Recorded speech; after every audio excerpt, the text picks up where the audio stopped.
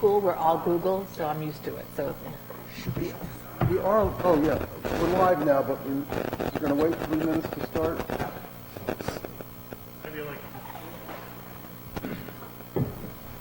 That would be the right thing to do.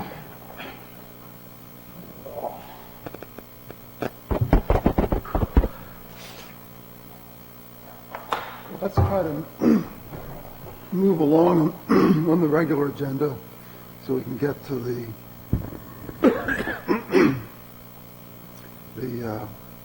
budget.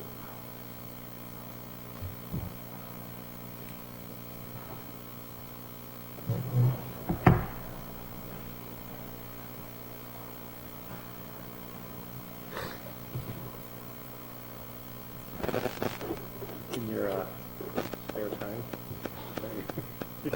where you can do me a printout, recyclables, income, profit, profits, whatever they are.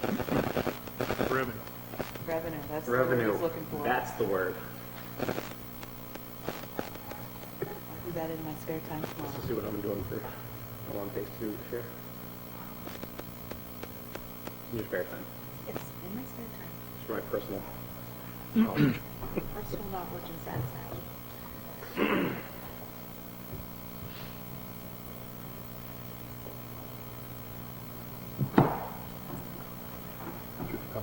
I think I'm going to pace it around 50,000. You can pass that after Remember, I was looking at revenue earlier today, but No, I come up from all the paying up numbers here, kind right? of. Coming there. whack. Big flatbed. Had to pull the top around. Everybody set? All right, good to go. Okay. Well, as chair of the Northwood Select Board, I'm calling the meeting to order at 6 o'clock. I'd like everybody that can, please rise for the pledge of the flag. To the flag of the United States of America and to the republic for which it stands, one nation, under God, indivisible, with liberty and justice for all. Thank you. I don't see anybody for public comment. Did anybody get any emails?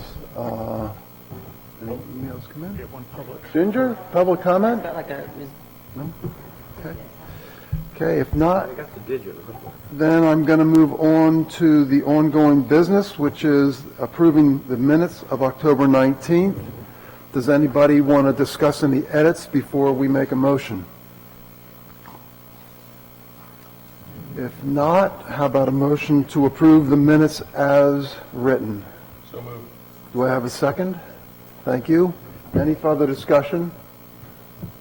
Hearing none. All those in favor? Thank you. That's 5-0. And I guess the 26th also. Do I have any comments on that one? Any Did them all? What did he send out to 3:30 this morning, this afternoon? Jim alerted us that there was two-sided minutes for the 26th, so when they were scanned, they only scanned one side, so we sent out the revised package that had all the pages in it. Okay, do you want to hold off on the 26th then? You guys can do it. I'm just going to abstain. Well, I haven't had a chance to read them. The 19th got resent. Say that again, please. Sorry, hang on, and let me just, I can't get in. The second still isn't on here, right? Verification. I'm seeing the 26th on my, No, The right, second is not on the agenda, they're on for next week. okay, Yeah. okay. Yeah, but now I just. Because the agenda did say the second on it, that's why. The agenda page you sent? could we hold off on the 26th purely because mine is alternating between, it's there, but every other page is upside down, and when I saw it initially, I went, I'll deal with that later. So if Tim hasn't had a chance, and I mean, I suppose if the three of you no, have a chance to look at it in let's depth, wait. then- Let's wait. Yeah, no, I just got it now and just was trying to read it now, so I'm good Okay. with waiting. let's just wait. So we're going to pass on the 26th.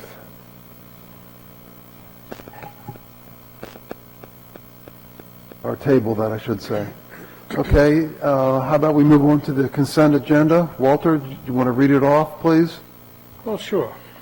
So the consent agenda for November 9, 2021 includes a payroll manifest dated November 3rd, 2021, which is batch number 18014, in the amount of $74,786.11, and that's for our ordinary payroll.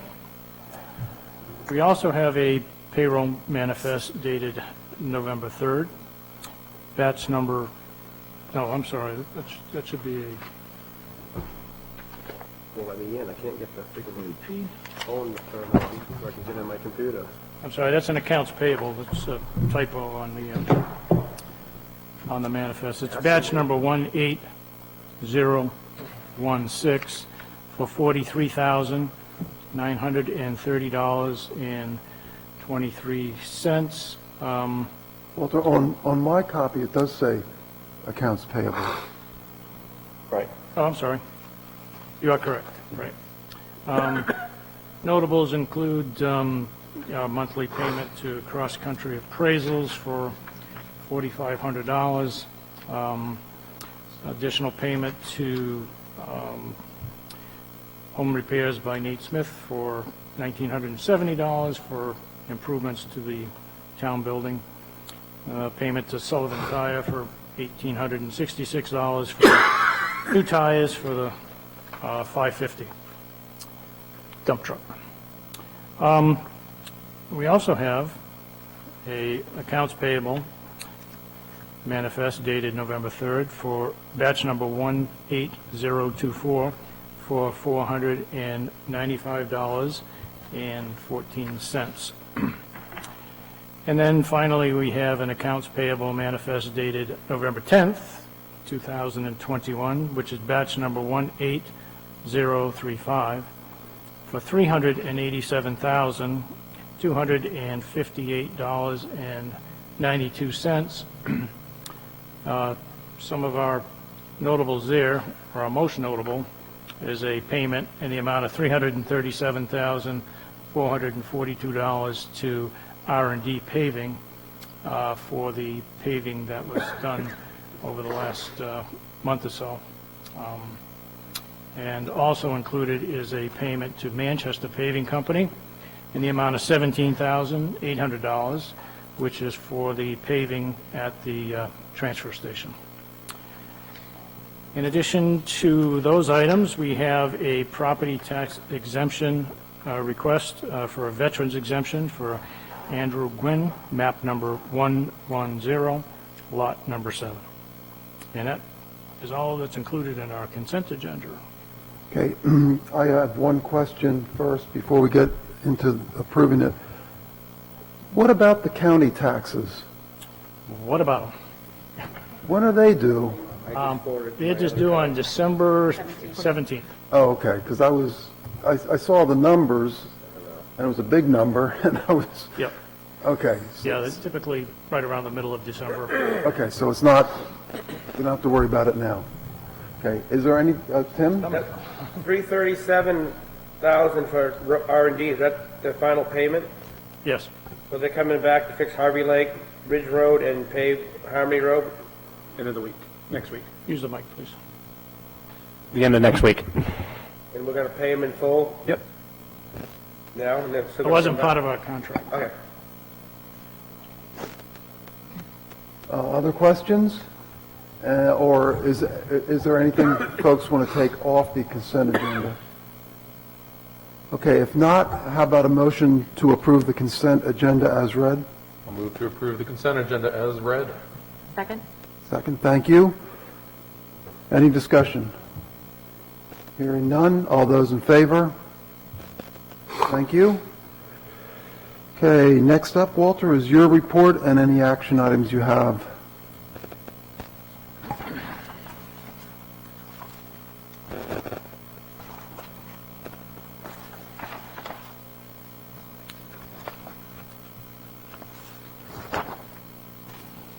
So Town Administrator's Report for November 9th.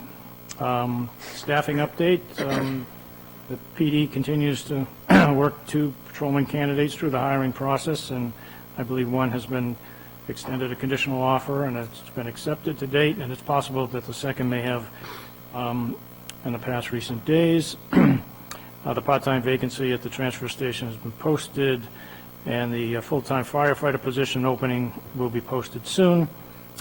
Provided in your packet a draft of a revised position description for the full-time firefighter position, because the previous description included the inspector's position. So that is something that will require, the board's action if you've had a chance to review it.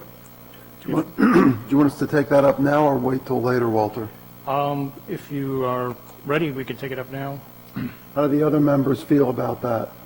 Any questions or concerns with what was in the pack regarding the fireman's position? So he's got to be qualified to drive that truck right off the bat, no? That's how I read it. He's got to be CDL qualified tank endorsement, and all these other people who are on the department now are going to have in-house training? Yes, that's the process. I mean, he won't be driving it right off the bat. Like any of the other apparatus, he'll go through the in-house driver training. Any other I questions? thought they didn't have to have a CDL. It's Yeah, not they have the- required by law. It's not required by law. Depends who you're talking to and who you read the law with, but, You're exempt for everything, health card, license. but from a department standpoint of view, I believe they do require, a CDL. I think, the I apparatus. can't speak directly for Mark, but I'm pretty sure he's putting on a CE vehicle course, which is a coach emergency vehicle operations, which also in hand works in conjunction with the CDLB with tank, not hazardous. So I can't speak directly for him, but I'm pretty sure that's what's happening. Would you please identify yourself? I'm Chris Brown, Public Works Foreman, also Lieutenant on the Fire Department. And just also, Walter, identify yourself, please. My name is Walter Johnson. I'm the town administrator. And Cheryl. Cheryl Eastman, Finance Director. Thank you. Just to cover all the bases. Okay, so are we okay with that? Okay, then how about a motion to accept that, or is it to accept the job description, or what? Yep, Approve. to approve it, and of course, without mentioning, but I will mention the fact that, obviously, Chief Tetro has gone through and made the recommended changes and additions and so forth, so this is his work of art. Okay, so how about a motion to approve it as in our packet? So moved. And a second? Okay, any discussion? Hearing none, all those in favor of approving the firefighter's position? All right. Description, I should say. Thank you, Walter. What's next? Okay. Flip back to that page. So, Fucking tasers, just cut coke, I got no pocket full. as we discussed last week, regarding the transfer station schedule and the possibility of making adjustments as a result of staffing issues, I invited Chris to be here tonight to, talk to a couple of ideas that might work, at least through the winter months where their availability is going to be limited if it snows or rains or freezes and et cetera, et cetera. So, just wanted to open that up for a discussion at this point, and Chris can provide some feedback regarding the schedule and potential for personnel. Go ahead, Chris. So as of right now, everybody knows that the transfer station's open Monday, Wednesday, Saturday, Sunday. The only downfall is Wednesdays right now, with Tim being out of work on Wednesdays because he doesn't get out of his regular job until the afternoon. It leaves a vacancy, and so we're looking to somehow come up with a resolution on fixing that, whether it's completely dropping Wednesdays for now, just for the winter months, or until we hire, a candidate and then coming back on and opening up. Ideally, I would like to probably visit changing the whole schedule around at some point, but that'll be later on down the road, so. What's the hours on Wednesdays right now, Chris? Wednesdays are 1 to 7. No. No, that's Sorry. winter hours. 8 to 3. 8 to 3. Yep. And in the summer, it's 1 to 7. So Mondays, we have a lapse in coverage that me and Jeff cover from 1 to 2 when Timmy comes in. And he's always there every day, 1:30, 1:45-ish. So it's about a 45-minute to an hour that we have to cover, which we can absorb that. That's not an issue. The biggest thing is trying to cover for Wednesdays for an 8-hour. So. Is that slot on Wednesday typically out of those 4 days the slowest? Wednesdays is the slowest. Historically, if you go back to our revenue, when we changed, just by looking at the debit card purchases and, things of fees that we've taken in, you're talking about $60 to $100 a day versus other days we're doing, $300 to $500. Oh, that much of a difference? It's a huge difference. So, it's not really conducive to the town folk because, most everybody works, and by the time they get home, it's already closed. So. Is it because we have the winter hours? Would it be better to be open like the 2 to 7 or something, or? That would be another thing we can look at, opening 1 to 7. The only thing that affects that is obviously daylight in the winter. Yeah. So it becomes a safety issue. We do have outside lighting, but, it's not very good, so. Yeah, it could be a little dangerous. Yeah. If you don't mind, I'd just like to get your opinion. What do you think it's going to take to hire somebody? We have 3 applications right now. I did talk to one gentleman, and the only issue is the pay. So, they're making What a surprise. they're making $14 an hour to go flip burgers at McDonald's. Nobody's going to come work for us for 12. So, and not to have work every single weekend, things like that. So, we definitely have to visit it, put our minds together, and figure out something. What's the board's pleasure? Do you want to discuss the hours first, or do you want to discuss potentially trying to hire somebody at a higher wage? Or do you want to let Chris think about it some more? Any suggestions? My concern, and we've had this discussion lots of times over the years, that we get into an internal equity issue if we start bumping up pay rate of new hires, which certainly something we could deal with, but I fear those ripple effects that if we bring in somebody new at a higher rate, then we need to make a wage adjustment for everybody else on staff. So my thought would be initially that as much as I don't want to do it, maybe we cut out Wednesday until we can either get somebody on board or come to a solution here, but it's going to take time, and I don't want to be staffing the transfer station with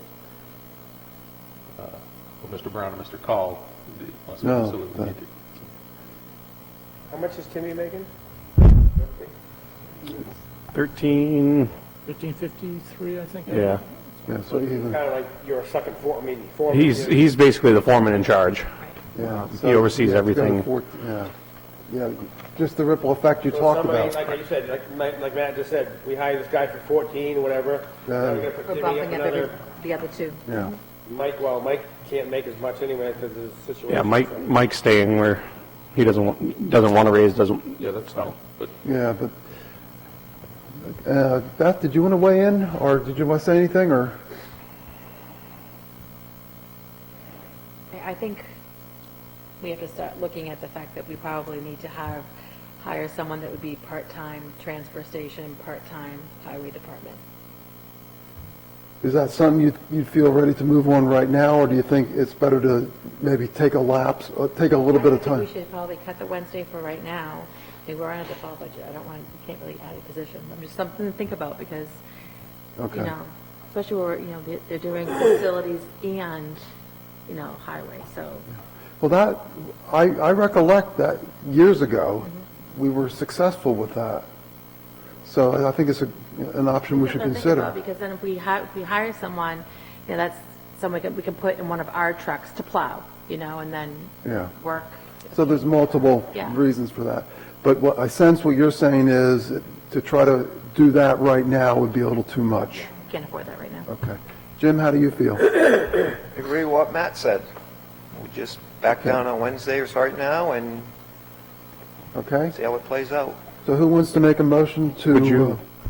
Would the Board of Selectmen be willing to do a temporary order for hours and covering Wednesdays, basically open from like 1 to 5, or noon to 5, backing down the hours a little bit? What does that gain us? I Who's mean, going to cover it? So it would be 1 hour that we'll cover, just like Mondays, and then Timmy will be in for 2. So Tim Why will don't get more we hours? Just have it open at 2 and instead of 1 o'clock then. Instead of having the two of you work an hour on Monday and an hour on Wednesday. Yeah. There's enough stuff to get going and winterizing and stuff, and have you two stand there, for an hour or two till Timmy gets there. And I say we cut it out, so we hire somebody and we'll figure it out. Okay, do you want to make that motion? Can I, Oops, I'm sorry, Matt. So just, I understand what you're saying about working in the dark being tricky, but on Mondays, it's 1 to 7. Is there stuff not happening on Mondays that's being saved for Wednesday when? No, not really. It's, Mondays are, I mean, we work through it. You're talking 3 hours of daylight. 3 hours of darkness that we have to work through. So, My thought is if we can shift the Wednesday hours, honestly, if we were to shift Wednesday's hours to later in the day, we might see an increase in traffic. Getting that after-work crowd.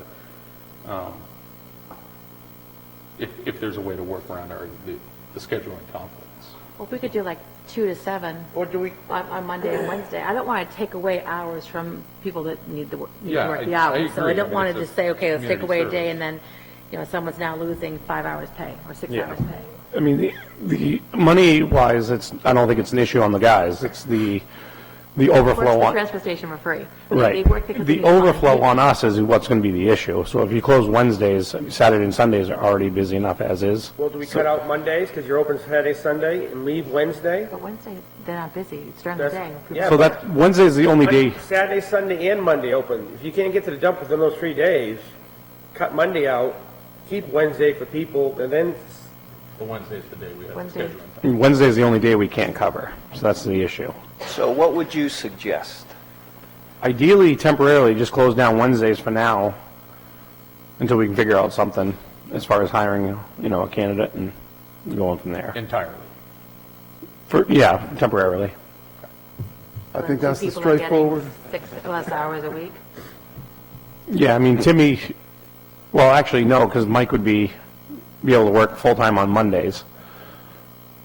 So he only works from noon to, Mondays.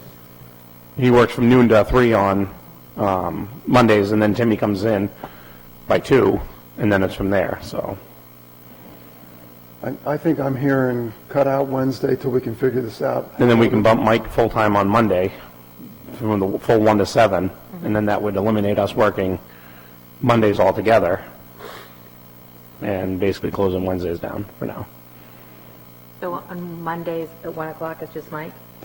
1 to 2? No, it's been us covering. I know, but I just would rather have it open at 2. And that's an expensive 1 hour.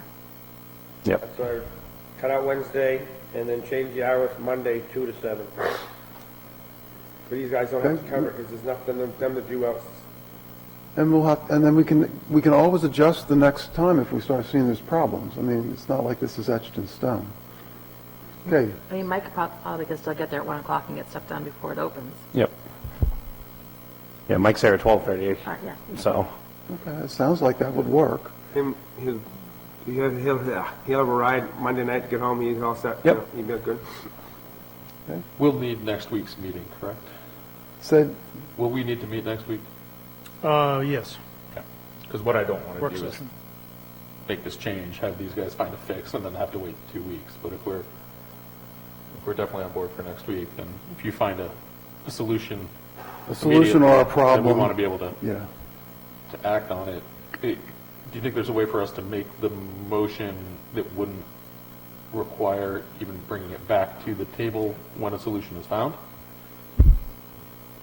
Like I said, if we juggle the hours around and move them now, we can have Mike full-time on Mondays where we wouldn't have to cover it all. Timmy will be in for 2, so literally that's only 1 hour that Jeff or I would have to cover. I mean, we can run the transfer station with 2 guys.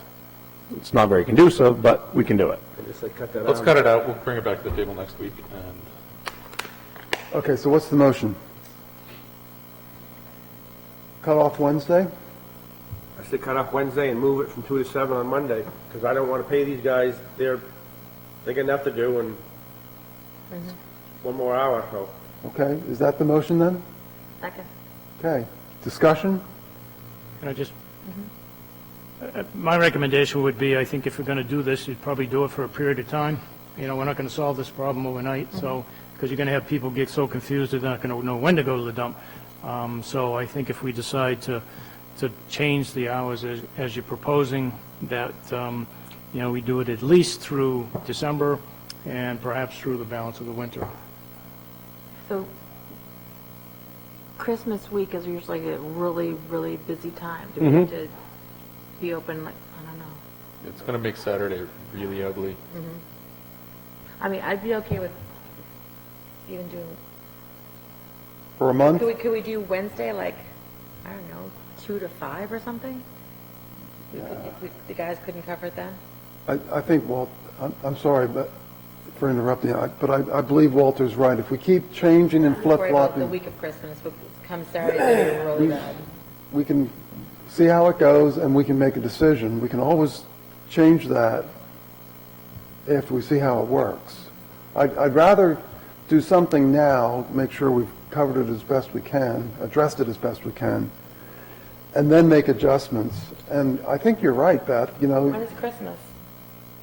Because we're gonna be Saturday. On a closed. Saturday. December 20th. No, I mean, is it, the transfer station's usual. closed, what other days? I know Christmas is. It's closed. Saturday. The transfer station's closed anyway. yeah, so that week you might have to have an extra session or something, and we can post that. I say cut out the April 1st, get through the winter and figure it out.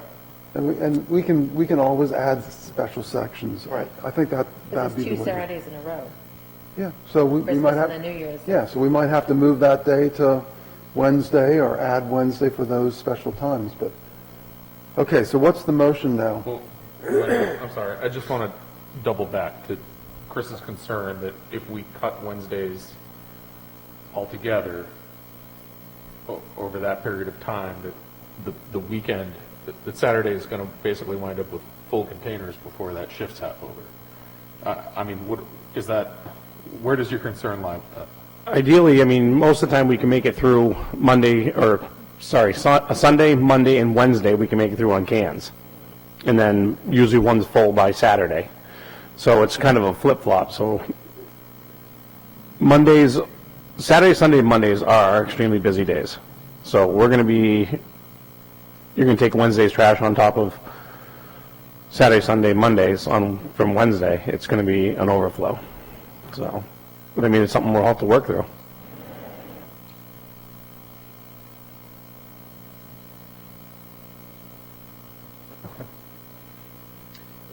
You- I'm comfortable.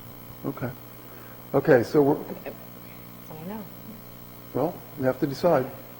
I'd be okay with doing a couple hours on Wednesday. If, I don't want it to be like crazy. If we do like 2 to 5 on Wednesday, it's not dark out yet. Yeah, I'm not in favor of that, but we have a motion, you know, let's vote. So, Tim, what was your motion again? Cut out Wednesdays?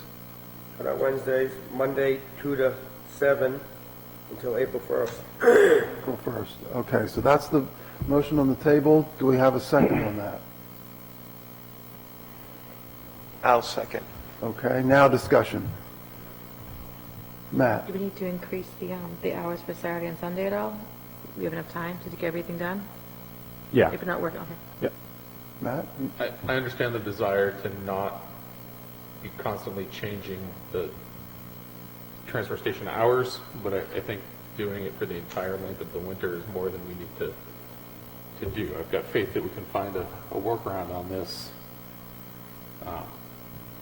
So I would personally rather see that time period shortened up, even if it was just through the end of the calendar year. I'll go with that. Are you okay with that, Jim? Yeah, I mean, we could revisit it any time. If someone That's got hired true. next At the week. at the end of the year, if we need to extend it, then we'll extend it. You know, it's one of the few services that people identify readily that they receive from their taxes in this town, and, you know, I don't want to cut it unnecessarily. Okay, so the motion is, and motion and second is for cutting Wednesdays until the end of the year, 2 to 7 always Mondays. and 2 to 7 on, I think that's going to be a big mistake come Christmas time, being open only 2 days for those 2 weeks. we can always add. And once we know how it's working, it doesn't stop us from adding. As far as I mean, this doesn't etch it in stone, I guess is what I'd say, Beth.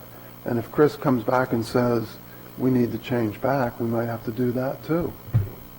Yeah, and so it's going to be on you as we approach Christmas, because we'll forget, right? So as we're getting up on that, if you're like, well, we really need to add a day these 2 weeks, especially where Christmas and New Year's are falling on Saturday, like, just, you know, have Walter put that on our agenda and with a The recommendation. guys are okay with getting less hours? I mean, did you talk to them about this? Because if So- all of a sudden someone said to me, they're working 6 hours less, and Christmas is next month. So actually, the way we work it right now, it's kind of a rotating schedule with Mike and Timmy, because Mike only works from Mondays from noon till 3, then he goes home, and works all day Wednesdays. So now I can actually move his hours from Wednesday, he can work a full day on Monday. So he's the only one that loses. Timmy knew he was losing anyways when the hours changed. So he's not really losing out anything. If he needs 2 or 3, 4 hours, you come in Thursdays and burn, you know, help burn. So, Yep. No, he already knew when, like I said, when the hours changed that he was going to be losing those that day alone. So. Winter and summer, he works winter and summer hours. I understand that, but that's why I would rather be open a few hours on a Wednesday. Okay, motion's on the table for closed full-time Wednesday. 2 to 7 Monday. 2 to 7 Monday. Till the end of the year. Till the end of the year, unless we make a conscious choice to do something different because Chris comes back with either a solution or a problem. Okay, we're going to cut off discussion. All those in favor? Okay, and Beth, I assume you're against. Okay, so Chris, that's the plan for now. Now, when do you want me to go into effect? Tomorrow, or do you want me to wait till next week? Well, I'm gonna have to- I don't think you can cut them off tomorrow. Yeah. So, I think you should post it, We're going to have have it to, posted tomorrow, so anyone that comes on Wednesday, Yeah. they're aware of it. Number sticker things put on that big sign by the cardboard thing when they come in, like letters. I mean, that's where inherently I stick stuff, you know, for public notice and stuff, because everybody's right there beside the cardboard, so, Are they the same people that come every Wednesday? yeah.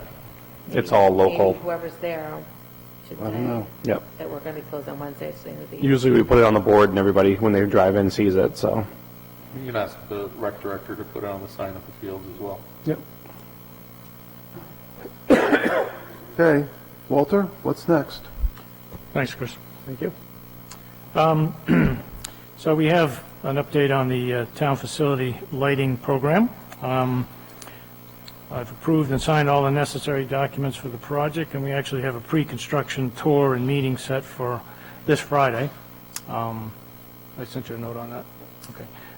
So I'm hoping that shortly thereafter, we'll have a schedule and start seeing some new fixtures installed. So that's going along. We're going to start in here?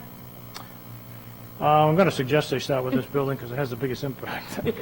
That's all the way. So, regarding the road paving, we just talked about there a little bit as far as that section of Harmony that Chris has been working on, has that ready for repaving, which will be next week Yeah. or the following? The end of next week.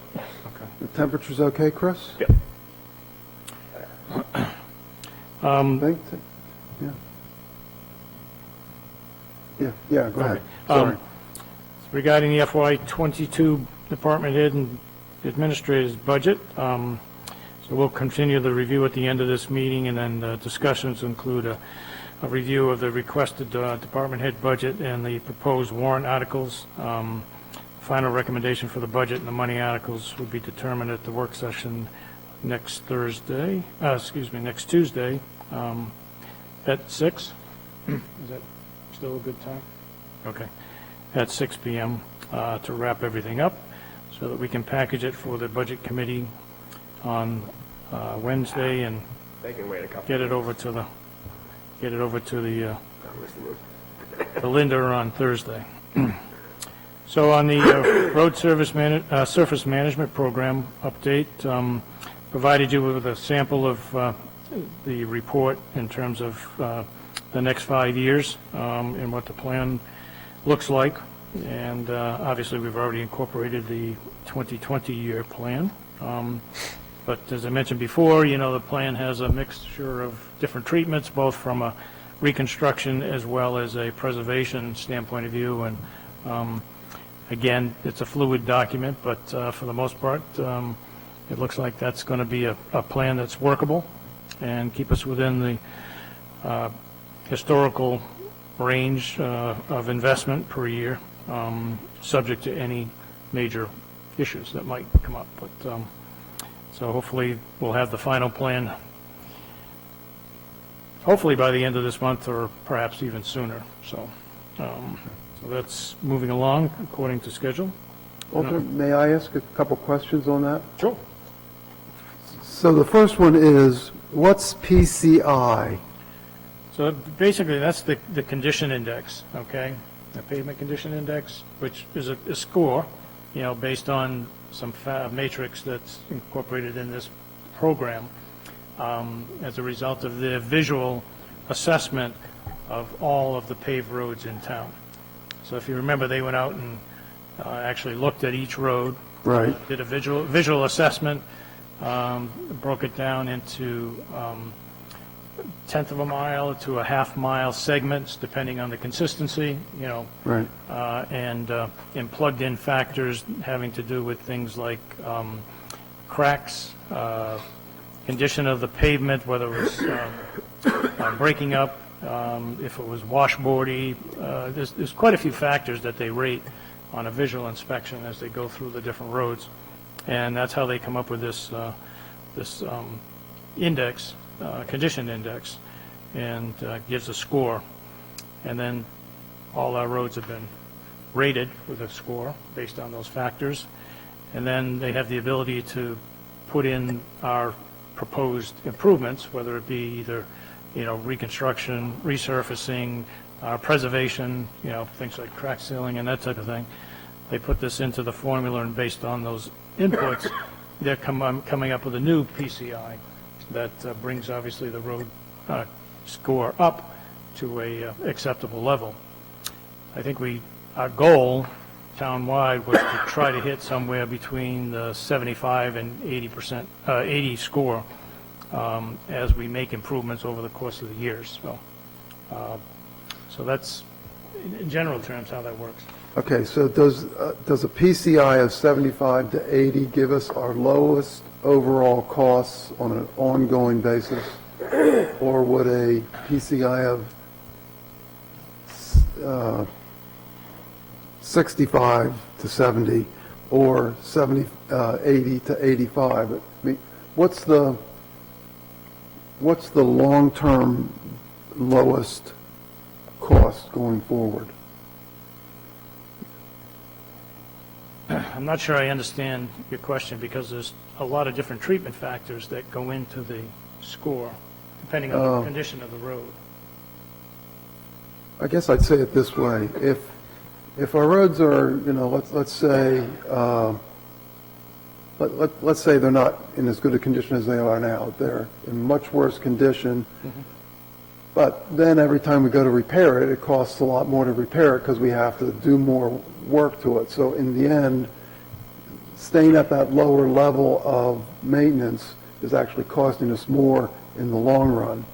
And I guess what I'm wondering is has anybody suggested where that sweet spot might be, where, okay, now we've improved the roads, well, spending more money to improve the roads won't get us any lower ongoing annual costs. Well, I think that's in that range of that 80 Yeah. score. Okay, The so 80 PCI, 70 75 to 80 PCI. is Okay, so that's what we kinda should be targeted. targeting. Okay. That's what we used as kind of a, between Chris's input and Bob Strobel's and myself and the person from the Regional Planning Commission, that was kind of the target. And so in order to get there, we looked at the different treatments that might get us there. And then the other thing we looked at was how long we could stay there. You know, because sometimes a certain treatment, you know, like a shim and overlay versus just, say, a sand treatment, asphalt treatment, might only take us 5 years and then start to drop us down pretty dramatically off our target versus, you know, a more expensive treatment, but we might get 10 years versus 5 years. So those are all factors. Well, that's part of the reason I'm asking, because without any repairs, it looks like within 5 years, you've dropped off to about 60. I mean, it drops off pretty rapidly. Yep. It does. And again, the other factor that comes into play, of course, is the road itself and the traffic and so on and so forth. Yeah, which you won't be able to predict necessarily in advance. Right. I mean, you have a general idea based on the neighborhood, et cetera, but, or kind of the historical traffic, but, you know, you don't know that for sure. You know, it isn't an exact science. I mean, it's not Right. going to drop the day, the end of that 5th year. It could actually, depending on, you know, things like development and so on and so forth, you know, you've got a lot of truck traffic all of a sudden, Right. you know, that can have an impact too. Okay, but it looks like, I guess I personally would tend to agree with you. We need to keep the current spending levels about the same if we want the roads to stay the same. Yeah, and again, the thing to remember too is this is not the entire road maintenance budget. This is Right. just for the paved surfaces and so Right, forth. yeah, trees. And so and you've culverts. got all the, you know, the seasonal maintenance, then you've got all the culverts and things like that that are not incorporated into these Right. numbers here. This is just the Trees. treatment. Yeah. And Yeah. trees, yes. Yeah, no, I mean, that's why I say, you know, you might at first blush think, oh, we can cut back, but no, there's easily another 100,000, if not more, yeah. to keep the rest of the stuff. And we promised folks that we would stay ahead. Right. We said we would not do the road repairs without the Right. previous years doing the right prep. And if you don't spend that money up front, you're not going to spend Right. the paving money then. And that was part of our process when we looked at it, you know, the different roads and so forth. It was, okay, this is the surface maintenance or reconstruction, but it's all that goes along with it needs to be added on, which is why, you know, all these numbers aren't $350,000, for instance. Right, You know, right. they have money in there depending on what they might need at this point in time, in addition to just the surface treatment. Anybody else have any questions?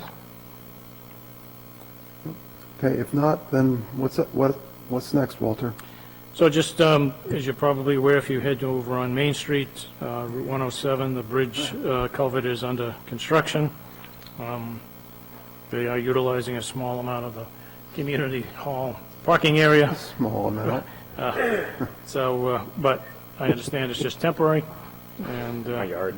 Yeah, and that, you know, the project, I haven't heard any issues, haven't heard any complaints at this point in time. There are automatic traffic signals now controlling the traffic through there, so if you're going that direction, you need to plan ahead, because it takes a while. I came by there Saturday afternoon, lunchtime, they were out there working, so. Yeah. They're moving it right along. They've done the one half, now you're driving over the new culvert now on the other side, so they moved that right along. Yeah, I haven't had a recent update on their schedule at this point in time. Obviously, they started much later than anticipated, but, Right, so I'm pretty sure they're hoping to have everything in the ground by Friday. Ooh. So, that's... and then it's just buttoning up everything after that. Dave, the state foreman in this shed, gonna want that open before its first snowfall, so. Oh, yeah. Sure. And then moving on to the 2021 tax rate setting, according to the DRA municipal portal, all the documents have been received from all the entities. Some of them are still under review. So I'm hoping that, in one way, that they'll be in touch with us soon about discussing tax rate setting. On the other hand, I'm waiting for our tax deeded sales to start closing so we can represent that revenue in our tax rate setting calculation. So, have you had any conversations with them? No, I have not heard anything. Okay, so we're kind of relying, and I was at a conference last week and talked to a number of the finance people, and there wasn't, I don't think there was anybody there that had their tax rate yet, so we're not alone at this point, so, and I'm not sure what's causing that, or if it's just process at this point in time, so I don't know if you've heard any more from your I've heard world. nothing. Okay, so we'll continue to make sure that, I think there was just one village district that was waiting for final approval of their paperwork. School was all set, town's all set, and the other districts were good, so hopefully we'll have more information on that at the next meeting, and we'd really like to get it set, obviously, by the end of November, so we can get the tax Bills bills out, before the end of November, but that remains to be seen. So how's the closing doing? Is he moving along on those? Yep, there was paperwork now, as most of those are being done via mail, so paperwork is moving back and forth at this point in time, as far as the tax deeded properties are concerned. And we haven't seen any money yet, so I'm not sure anything's actually gone to final closing as of yet. Okay. Well, that needs to move along so we can count that towards our taxes or not? Yes, Yeah, I mean, we need to know the real amount. yes, yep, that's why I mentioned I was tongue-in-cheek, hoping the DRA got ready sooner than later, but I'd like to obviously utilize as much of that revenue as we possibly can, which, again, we can do some guesstimating, based on how things are going in terms of the closings themselves. But, the window on the closings, I think, was no more than 45 days, if I remember correctly. The paperwork says 30 days. Was it? Yeah, Have you closed it? no. Get on it. Come on. Well, I told them I'm ready, Okay. but yeah, the paperwork I saw said 30 days. There's a little sheet you get at the auction says 30 days, Okay, so, so that's coming up next week. So, 16th, right, October 16th, yeah. yeah. So, talking about tax deeding, I'd like to recommend that the board consider waiving the tax deeding of the property known as map 232, lot 11, as the property is occupied, and taking it would create an undesirable obligation under a landlord-tenant liability risk for the town. If you so agree, then we have the waiver form in the signature file tonight, which I forgot to bring in. And so there would be a necessity for a motion to do that if you so wish to do so. And there is one property that, out of the ones that we discussed previously, that appears should be deeded, which is map 206, lot 53. And the tax collector has issued a deed on that, or is issuing a deed on that, which is a piece of land. Okay, Has this property owner agreed to a payment plan with us? No. Nope. So we're taking it off, but they haven't agreed to pay? We're deciding not to accept the deed at this time, to avoid becoming a landlord and have to go through the potential liability and cost of a eviction, or become a permanent landlord for the property for the next 3 years. So, wait, there's two different properties we're talking about. Right. So Not the one that's listed. well, there's two listed in his report, 23211. And then separately, he was talking about 20653. So let's focus on 23211, which is the one. That's with what the- I was talking about. so Okay. if I don't pay my taxes and the town takes it, and if I get somebody living above my garage in an apartment, that's the same situation? I mean, we can't say it's our house, get out? Oh, yeah, you can. I mean, I believe this town's been through eviction processes before, and they're expensive and lengthy. And we're coming into winter. Again, we still receive the benefit of 14% interest on the unpaid taxes, and hopefully during the course of the coming year, this person would be able to come in and be able to at least satisfy the furthest year out so that we wouldn't have to face this again next year. Or perhaps they decide that they're going to abandon the property and we can deed it at that point in time. I think before we decide to not deed it, these people should be talking to us. We have attempted to talk to them. You've attempted, and they have not responded? Right. That pretty much tells you the answer. Right. I don't.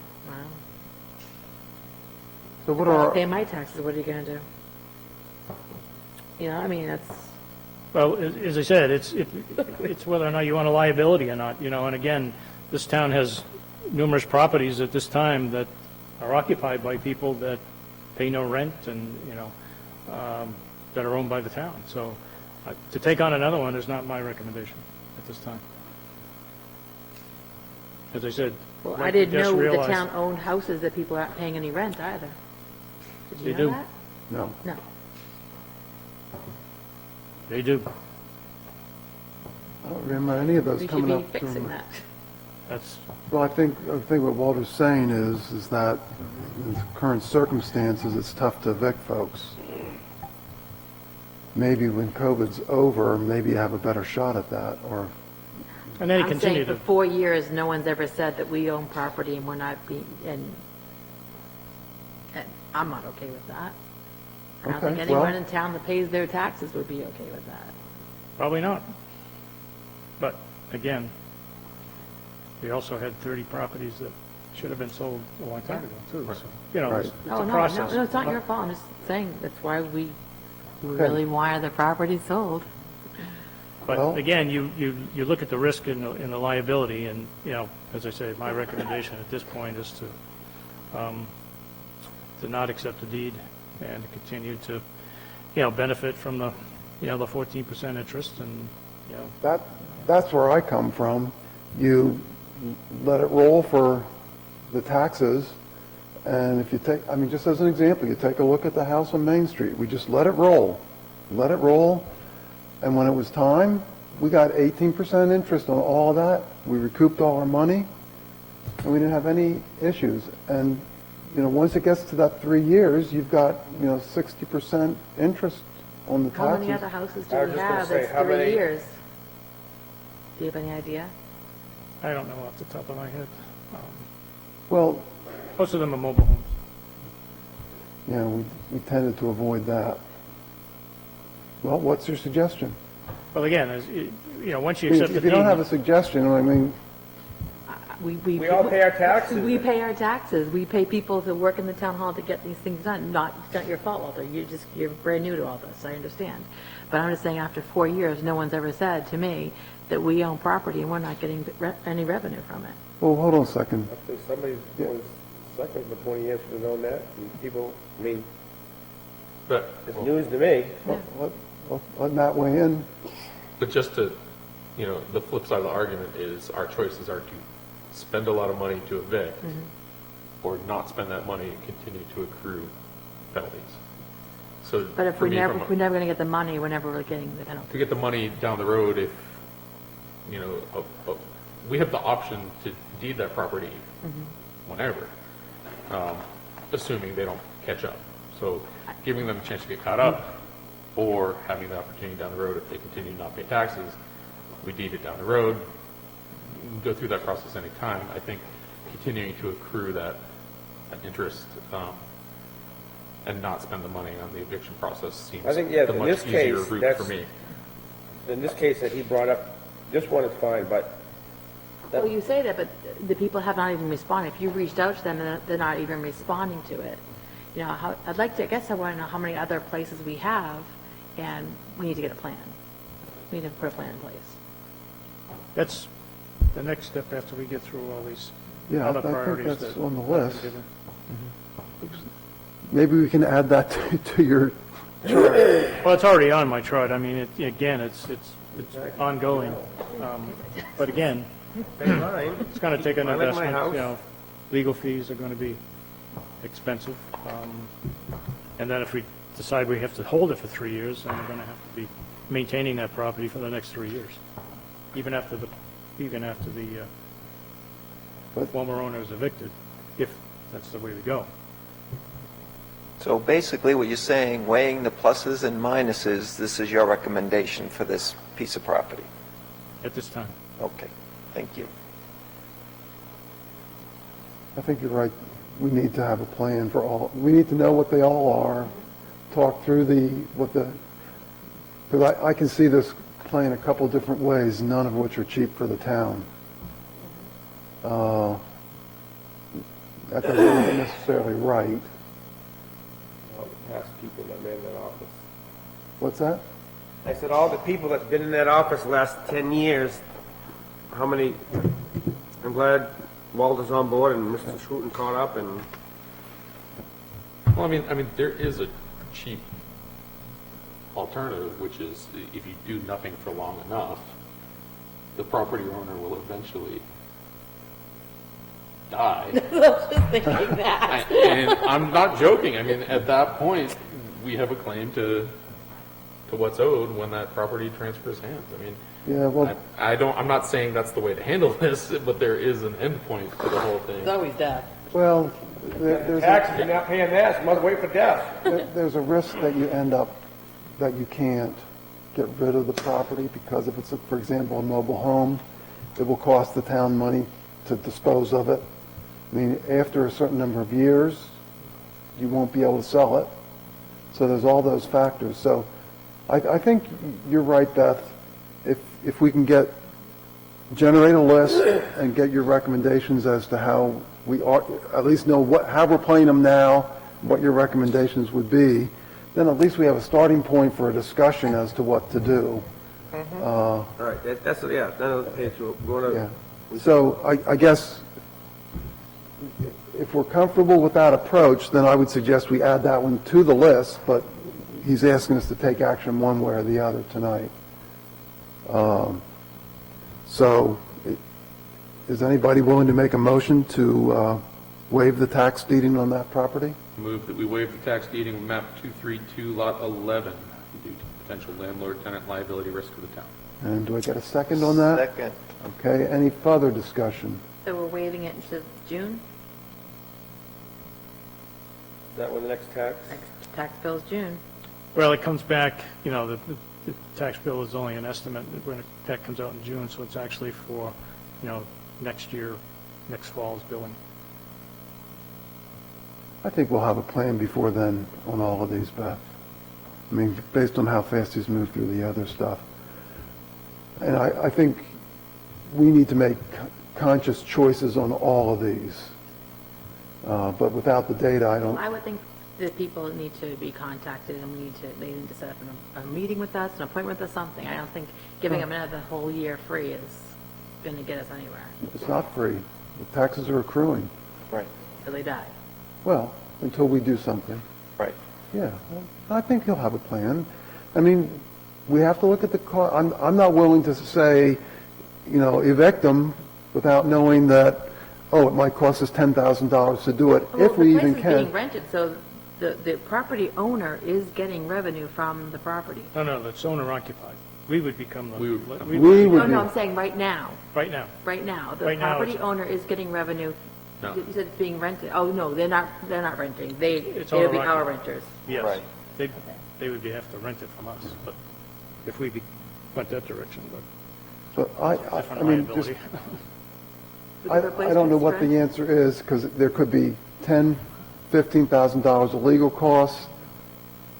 Who knows how much to dispose of the property? They can pay back the taxes and work at the dump. Wednesdays. We need to know what all the options are and what the costs are with them, and then we can Thank you, make, Chris. Thanks, Chris. so. Okay, so we had discussion. Any further discussion? Okay, all those in favor of this? Okay. With the request, Walter, that as soon as budget season's over, we at least start looking at that list. Oh, no, I actually am working with a couple of those owners already, in trying to get them to either repurchase or, again, come up with an equitable arrangement in the interim. Okay, good. Okay, And last but not least, just wanted to mention the upcoming board meeting schedule, which includes the work session for next Thursday, I keep saying Thursday, next Tuesday, I got my t-t-ts confused.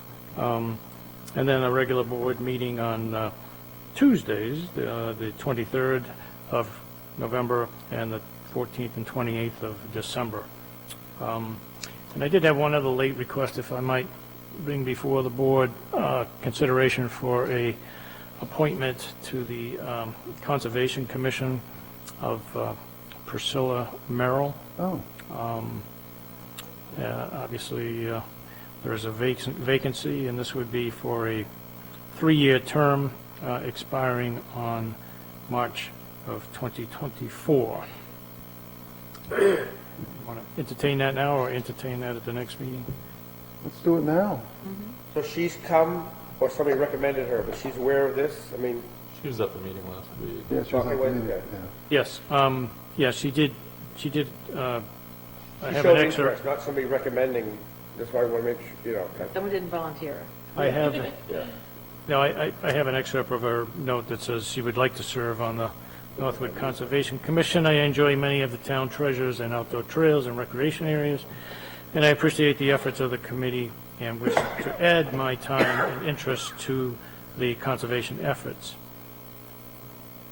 Okay, how about a motion to appoint her for the remainder of that 3-year term? So moved. Second? When does it expire again? March of 2024. 24. Second? Discussion? All those in favor? Thank you. Thanks to Thank you. Priscilla. Very good. I'll have that appointment prepared. And Okay. that's all I have at this time. Okay, so old business is town-owned property sale update. I guess we went through that already, but do you want to say it again? Next.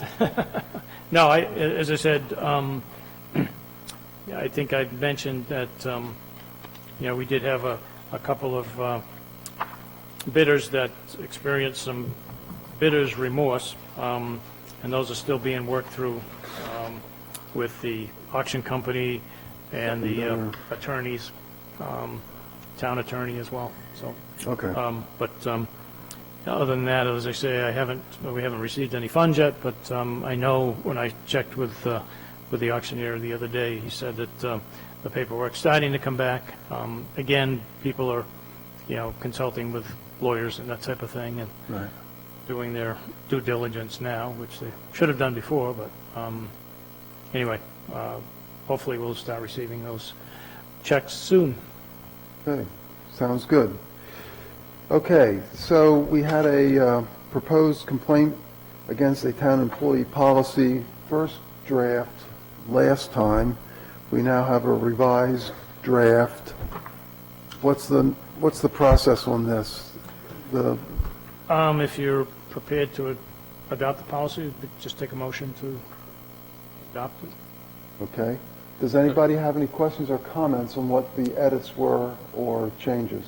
Yeah, I don't believe there was much substantial in terms of changes between the first draft and this, correct? Well, if you recall, we had the recommendations of the town attorney, which were fairly significant amendments, I do remember that. and those have all been incorporated into this final draft. Okay. Okay, that's what I was going to ask, because I didn't go and compare both, but this is, What? Accepted those changes. okay. Okay, so you just basically, okay, Yep. that's what I was going to ask too. Yep, Okay, so this is basically what we saw before, but in clean format. that's correct. Right, with the changes. Okay. This is the one you wanted to read into the minutes? Yeah, I'm over it. It'll be, posted, with our policies and so forth. I think I'm fine with that. Okay, so how about a motion to approve this complaint against the town employee policy? No move. Second.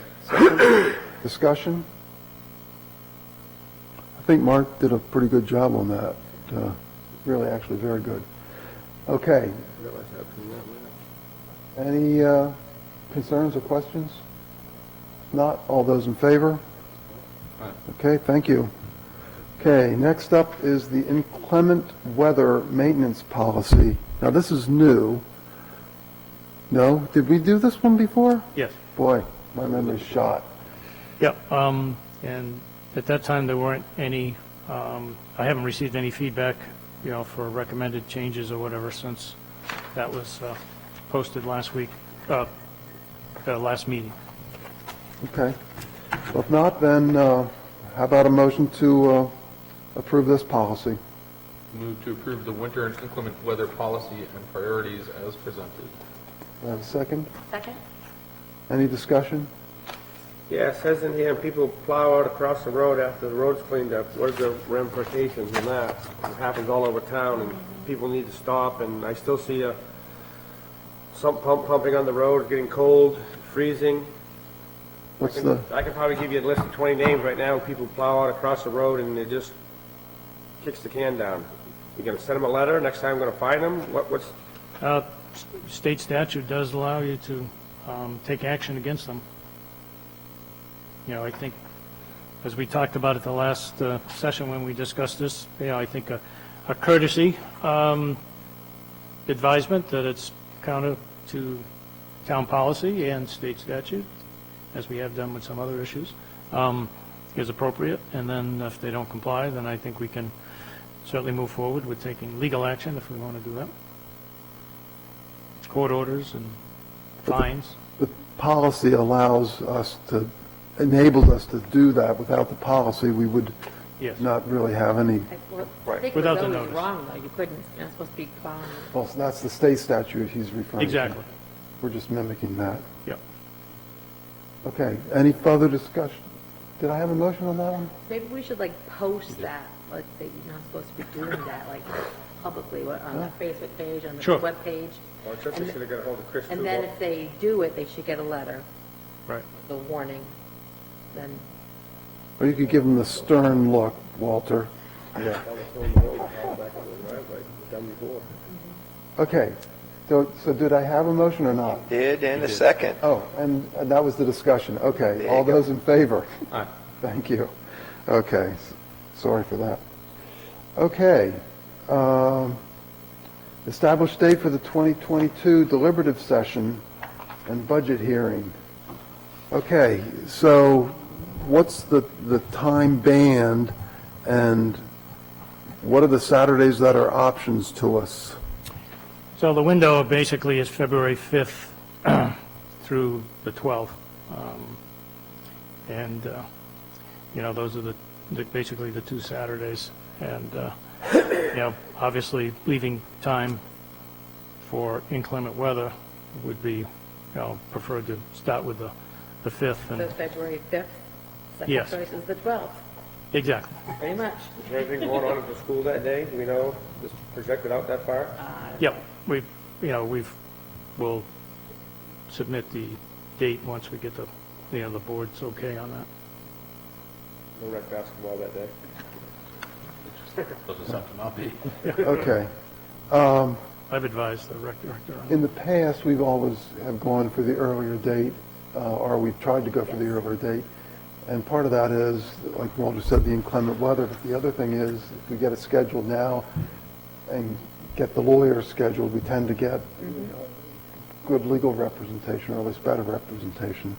So how about a motion to set it for the 5th of February? So move. Second? Okay, any further discussion? No, we should set it for the 5th with a snow day of the 12th. No, there's timing requirements on that. It's like Well- 72 hours or something. We would set be- the 5th or the 12th, that's why. That's the window. Oh, That's, That's the window.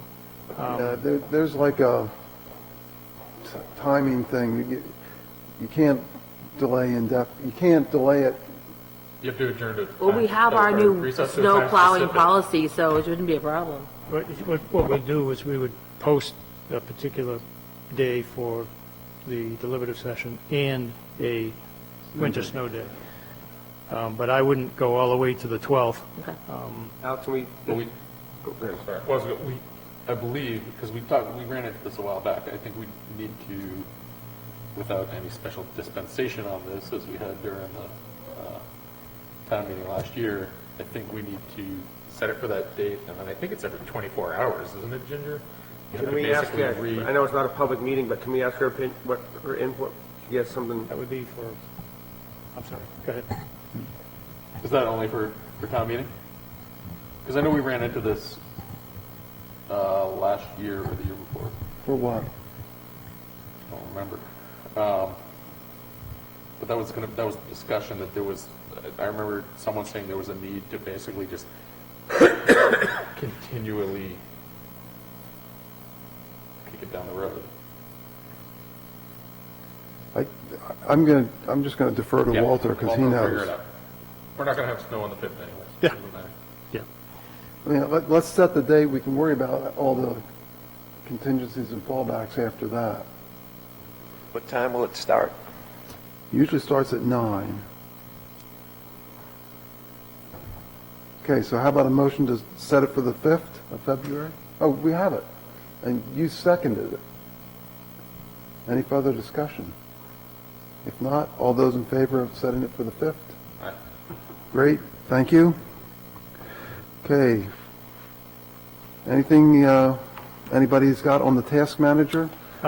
So also on the budget hearing, the dates recommended for the budget hearing Oh, I'm sorry, is January 12th with a snow date of the 14th. The 12th is a Wednesday and the 14th is a Friday. Hold on. Is that our meeting, or is that the Budget Committee's meeting? This is the budget hearing. Yeah, the selectmen's budget hearing. The selection is required to have the budget hearing. This is the budget committee holding the hearing on the budget committee's recommendations on budget and warrant articles. We do the town one night, we do the school another. Oh, yeah, right. Same thing we do every Thank you. That's 6 PM? 7 PM is what I was told. So, this is their choice of dates. Yes. And we're limited on what days, what our deadlines are. So, it's their choice. I'd say, So the Go with town's it. the 12th and the snow date is the 14th. so do I have a motion to set the budget hearings for the 12th, snow date 14th? no move? Second? Like That's that? of January. Yeah, January. Any discussion? Not? Those in favor? Thank you. Okay, so we got both of those. Okay, as far as the task manager goes, does anybody have any comments regarding items on it or priorities?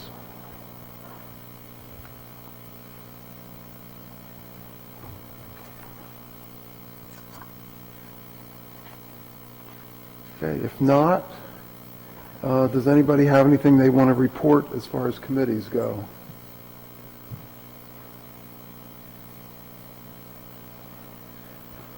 Okay, we're going to keep moving along. Ginger, do you want to say anything for Citizens Forum? Okay, go ahead.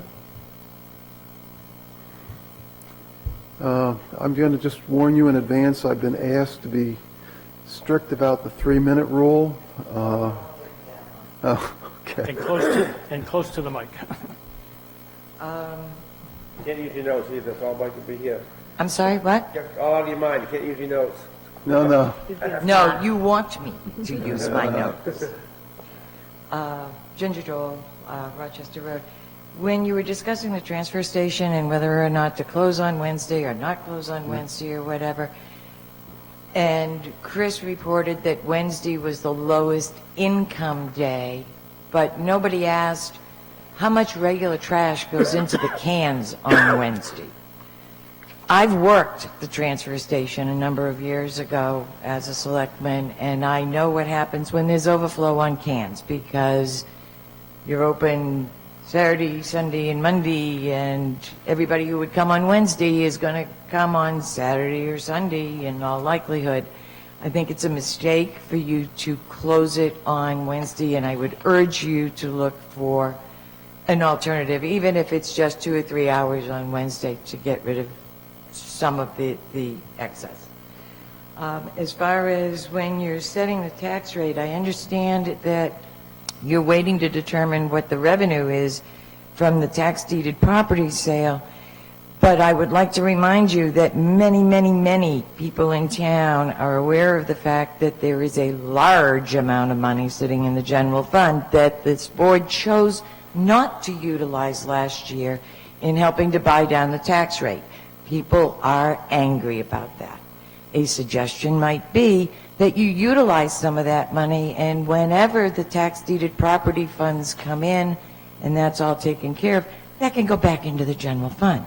But in the meantime, at least you've tried to buy down the tax rate a little bit for people, because they are angry. And finally, as far as the meeting on the 5th of February, typically what happens is, just as it did with town meeting day, that's the day we have to be there to open the meeting. If it's a snow day, we recess it to a date and time certain, whether that be the following day or 3 days later. But we have to open the meeting. Say it's a snow day, we are recessing this meeting to a date and time certain. Thank you. Thanks, Ginger.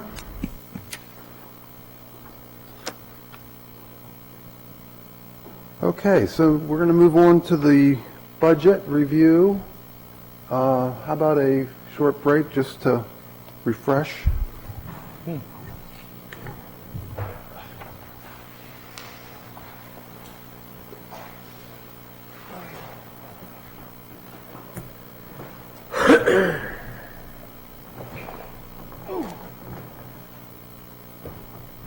Getting old?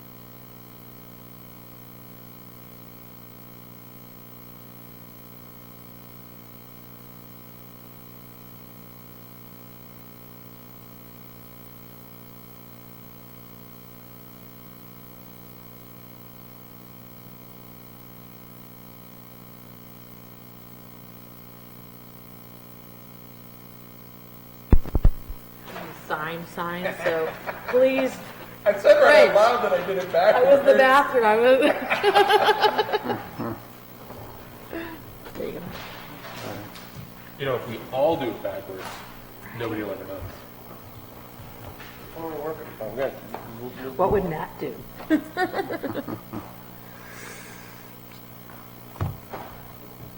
Hey, well, while we're waiting for Cheryl, let's talk a little bit, oh, wait, are we back in line now? Yes. Okay. Okay, so let's just talk a little bit about how we want to do this. We've had pretty much all the input from everybody, and I guess I have my notes in terms of edits and changes to the budget that I'm going to suggest. I'm sort of assuming you folks have gone through and have some either questions or things that you'd like to discuss. How would you like to do that? Do you want to just each take turns and talk about the items that you have listed that you want to cover? Or would you prefer me to go, like component by component and ask, anybody have anything for selectmen or town administrator? I think we should go back That to way, private. yeah. Okay. So are we doing all the warrants next week? So we will have everything done next week to go to the budget committee, Yes, have to. Yep. making sure. Yep. Thank you. Yeah, I have, I have a draft I'll give you tonight Oh, the warrants? that Okay. that are known at this point in time, and then any, there might be others added tonight. For other capital items, et cetera. Okay. So just to fill in, Cheryl, what we're going to do is go down through major header by major header and ask if anybody has any edits or changes they'd like to discuss or recommend. And maybe as we're doing that, Cheryl, if there's anything on the blue color-coded version that maybe has changed that we should be aware of as we're going through here, you could speak up. The blue color-coded version has updated actual figures as of today in it, so if you want to look at actuals, those are up to date as of today. Okay, but otherwise, the budget items, the select board recommended budget items, we didn't change any of those? No. Okay, so why don't we go down through then? Anything for the 41301, selectmen? I'm going to go relatively quickly, so speak up if you got something. How about town administrator, 302? Moderator, 303. How about executive office, 309? Yes, I only got one question with the executive office, and it kind of goes with everyone else when it goes with contracted services and stuff. How often do we update that or seek other input or other people or that type of thing, if you know what I'm asking? I'm not sure exactly, just being here a year, it really, the things that we kind of contract, are the IT and building cleaning and those types of things, those have been in place. Since I've been here, we competitively bid anything according to the purchase policy. And then everybody shops, I think, does a good job shopping, whether it be for office supplies, et cetera. So, I think we look at those things on a regular basis, and I think everybody's consciously looking for the best opportunity price-wise.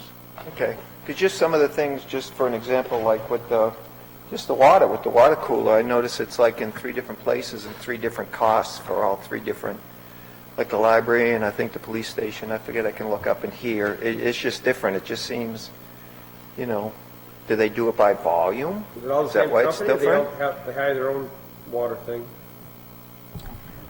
The town hall and the highway department transfer station use the same company because we're on the same agreement with them. I am not 100% sure who the library uses for their water. and I'm not aware of the police either, what company it is, so I can find that out. Okay, so they kind of do their own thing? Is that, Library, dude. That's my understanding, yes. okay.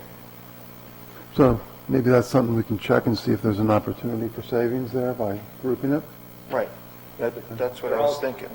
Town of Northwood Police, Town of Northwood Library, I mean, I guess it's maybe because the trustees run it and underneath the police commission, is that, we get a bulk rate on water. Well, I don't, from my experience, there's not a volume discount that I'm aware of, at least the companies I've used in the past, and, I think typically those have probably been in place for many years, and, whether I have never done a price comparison on the water, I have not either. but we can look at it, certainly. Right, but if Crystal Rock is the cheaper one, why would we pay, even if it was $10 more if we had like water? Well, I'll give you an example, excuse me, but like, because I wrote these down before, like Crystal Rock is one, we pay $300, the police department used WB Mason, they pay $500, library uses Crystal Rock, they pay $264. When I first looked at this and made this up last month, so that's what I mean, it just seems weird why, Well, it's based on consumption, obviously, right. It's all based on, we pay per bottle, and then there's a flat fee for, typically for leasing the Dispenser thing. dispenser itself, so it really depends on volume. I would expect the police department to be higher because they have more people, full-time people coming in and out of the PD. So library, smaller staff, that kind of makes sense, but we can look at it on a per unit cost and see what they're paying per 5-gallon container. Just come back I with mean, a if we can get like a recommendation. bulk, do the whole town, Yep. that's all. Okay, thank you. Okay, Mr. Chairman, just wanted to, because I also went through the budget and looked for opportunities to make some adjustments, and I'm feeling pretty confident that we're going to be able to secure the 2021 recommended desktop computers that we were hoping to and scheduled to buy in 2021. So I've pulled those out of the executive budget. There was 3 of them. I'll recommend pulling them out anyway, for a total of $3,000, which would drop down the equipment purchase to $600 from $3,600. okay, that was on my list. Were there not other computers You're elsewhere? not getting credit for it, I'm sorry. That's okay, I don't mind who gets credit, but I thought there was a couple other computers elsewhere that we might also nail. I've taken them out of the entire budget. I think it was downstairs, wasn't it? Yep, tax. Yeah. Okay, but is it only $3,000 worth total, or is it only $3,000 in this? We're only talking about this particular Okay, okay, line. good at this enough, point. okay. Yeah. And it's already taken out of this dollar figure. I'm sorry? It has not been taken out of this dollar figure yet? No, it has not. Not yet, Okay. okay. Line are we on? Okay, so there's computers coming out of here and maybe a couple other spots. Got it. Okay, then that matches mine. Okay, anything else on that one? Okay, if not, restoration of records? Anything there? How about voter registration? Or elections?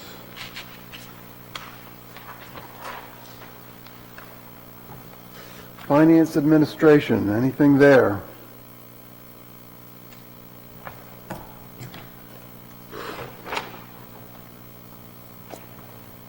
Okay, how about audit services?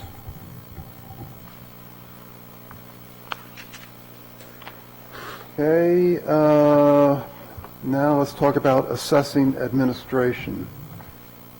So I'm still working with Jeff about the statistical update. Originally he had given me a figure of 50,000, and we are having an ongoing discussion about how we might be able to reduce that. And I think at this point in time, we may be able to reduce that by about $20,000. But I'm meeting with him tomorrow to kind of confirm that, but I've reduced that down to 30,000 from 50,000.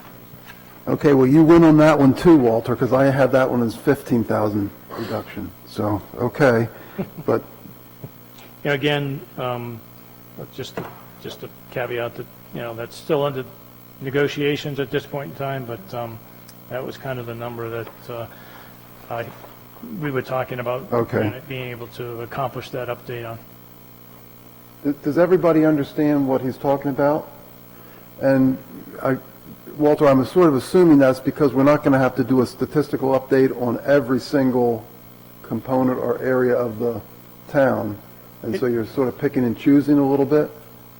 Well, what's going to happen, he's going to have to do a full analysis on the whole town, because that's what's required.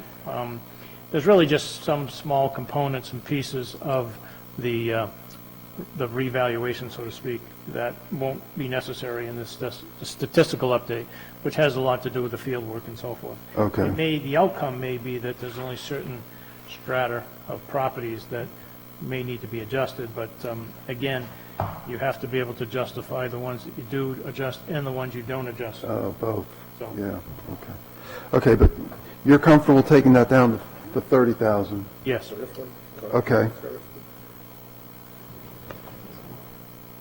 Okay.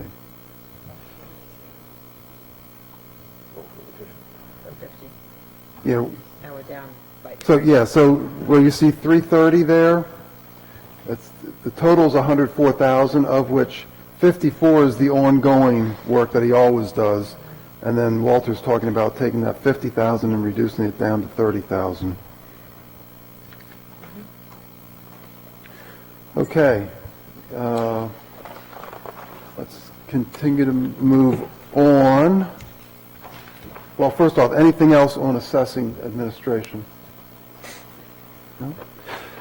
Okay, then tax collector, town clerk.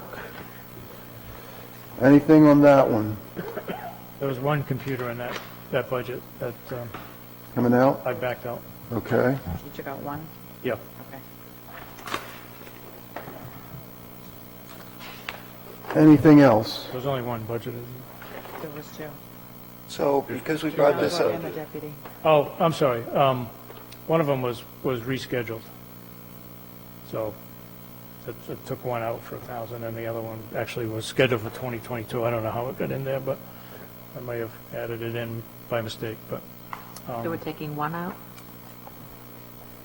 at the end of the day, the equipment purchase will be $600. So we're taking 2,000 out. Yes.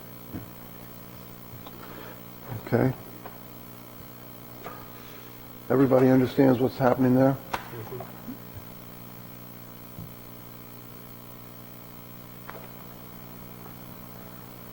Okay, I'm going to move on to treasurer. How do folks?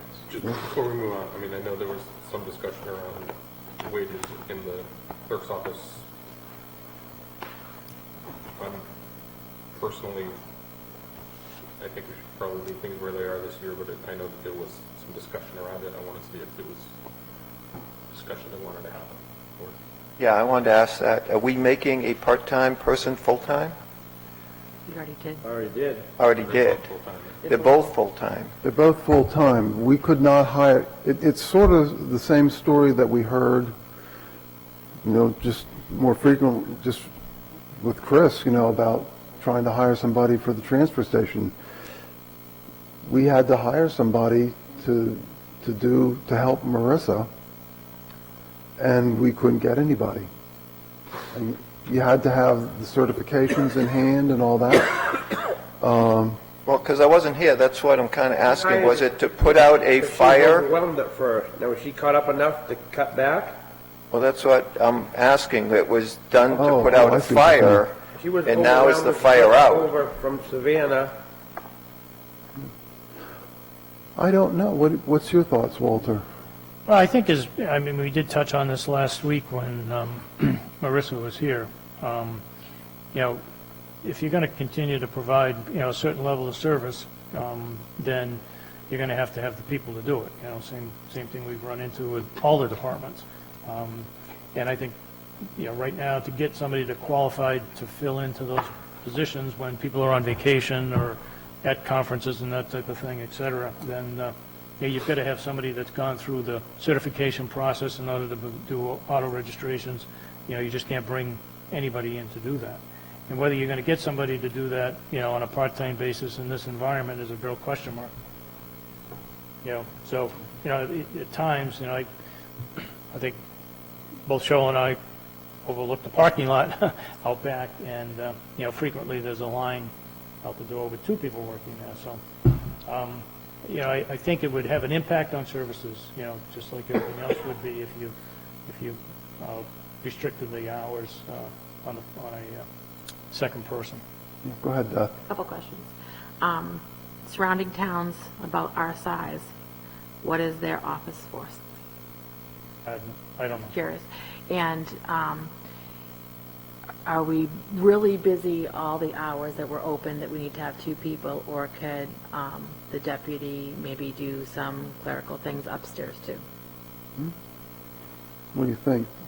Any chance for job sharing there or anything like that?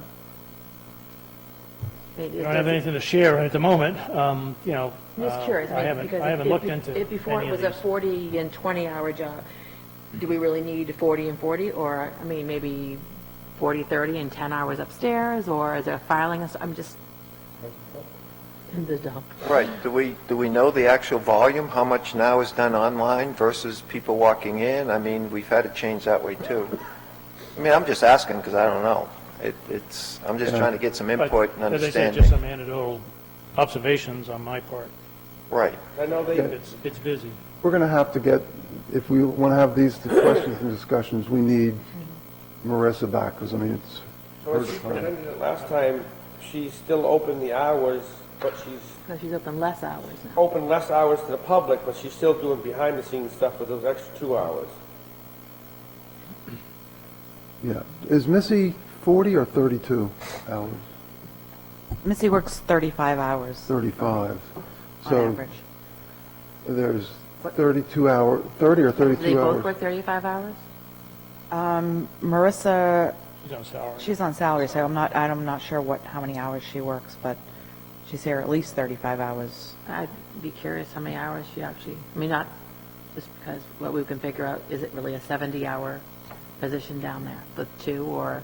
right. Because if I recall, one of her things for having another person was because feeling uncomfortable just being alone down there, but we went that way before with just one person man in the window. So, All these, yeah, we can have all those discussions, but I think Marissa needs to be here for it. Okay. So if you want to propose that, and you want to talk about some changes, then we need to schedule her for the Yeah, next I guess I'd session. like to know how many hours, if Missy's working 35, what is Marissa working, how many hours? And do other towns, that way we can say, okay, so, Stratford has pretty much the Well, same amount of people, so just curious if other towns are doing it with two full-time people. Well, we need to Well, I'm have sure she that. knows that, I'm sure, Well, let's make sure she, Yeah. make a list, give it to Walter, and let's share it, and then we'll have her back. Because I'm imagining that they probably do more online. I know new cars, you have to register Yeah, here. but she's still gonna do all And the tax paperwork, bills and send stuff, it in, right. but No, I that's know. behind the scene, but we're being, Realistically, what do you think we should do here?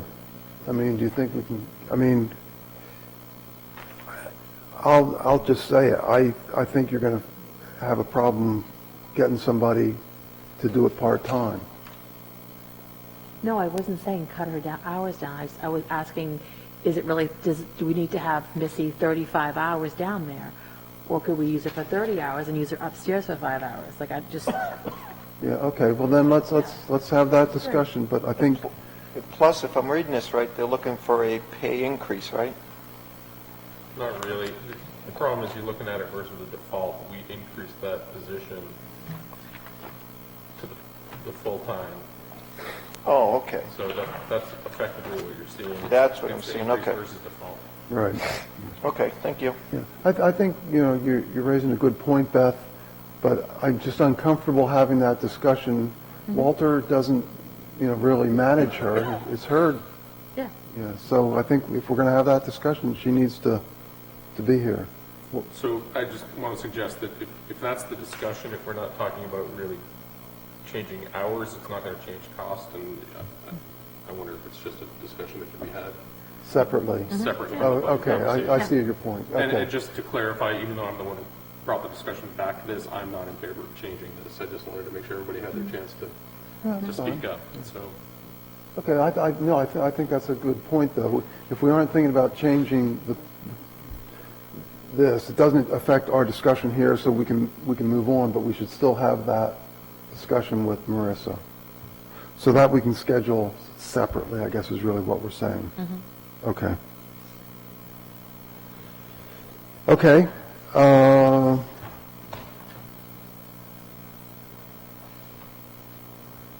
I'm going to move on to treasurer. Anything for treasurer? Did you want to say anything about the computer there?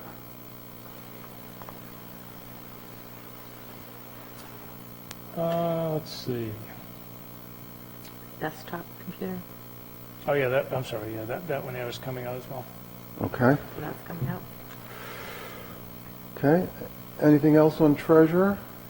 No? How about budget administration?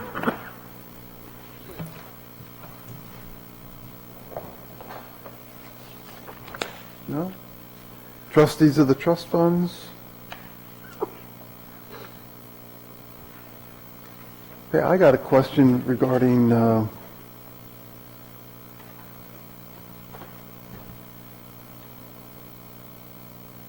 contracted services.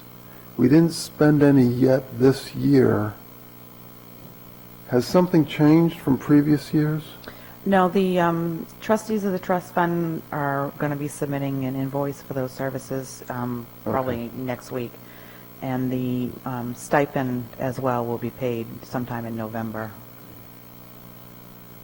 Okay, so that's just, we haven't caught up on the costs yet. Okay. Anybody else want to comment on trustees of trust funds? How about legal operations? Or legal operations services, excuse me. Or claims and settlements? Okay, I'm going to move on to personnel administration. So I'm going to ask, while you guys are thinking about some of those things, I'm going to ask Cheryl for the projected end cost for the health dental pool. What are you projecting for the end of that, Cheryl? For the pool, there's no cost in the 2021 budget for the pool. There wasn't anything funded in the budget for it. Or are you asking me about that health insurance? Yeah, I'm sorry, did I say health/dental pool, Oh, sorry. 210. This year, that's health dental insurance was proposed. It's a heated lap pool. There you go. Yeah.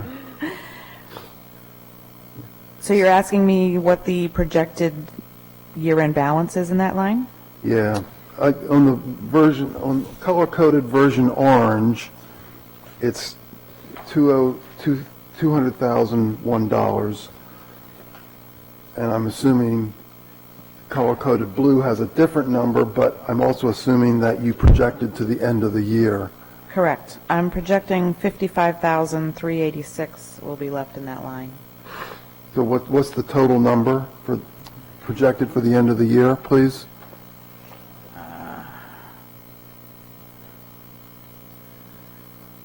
Hold on 1 second. I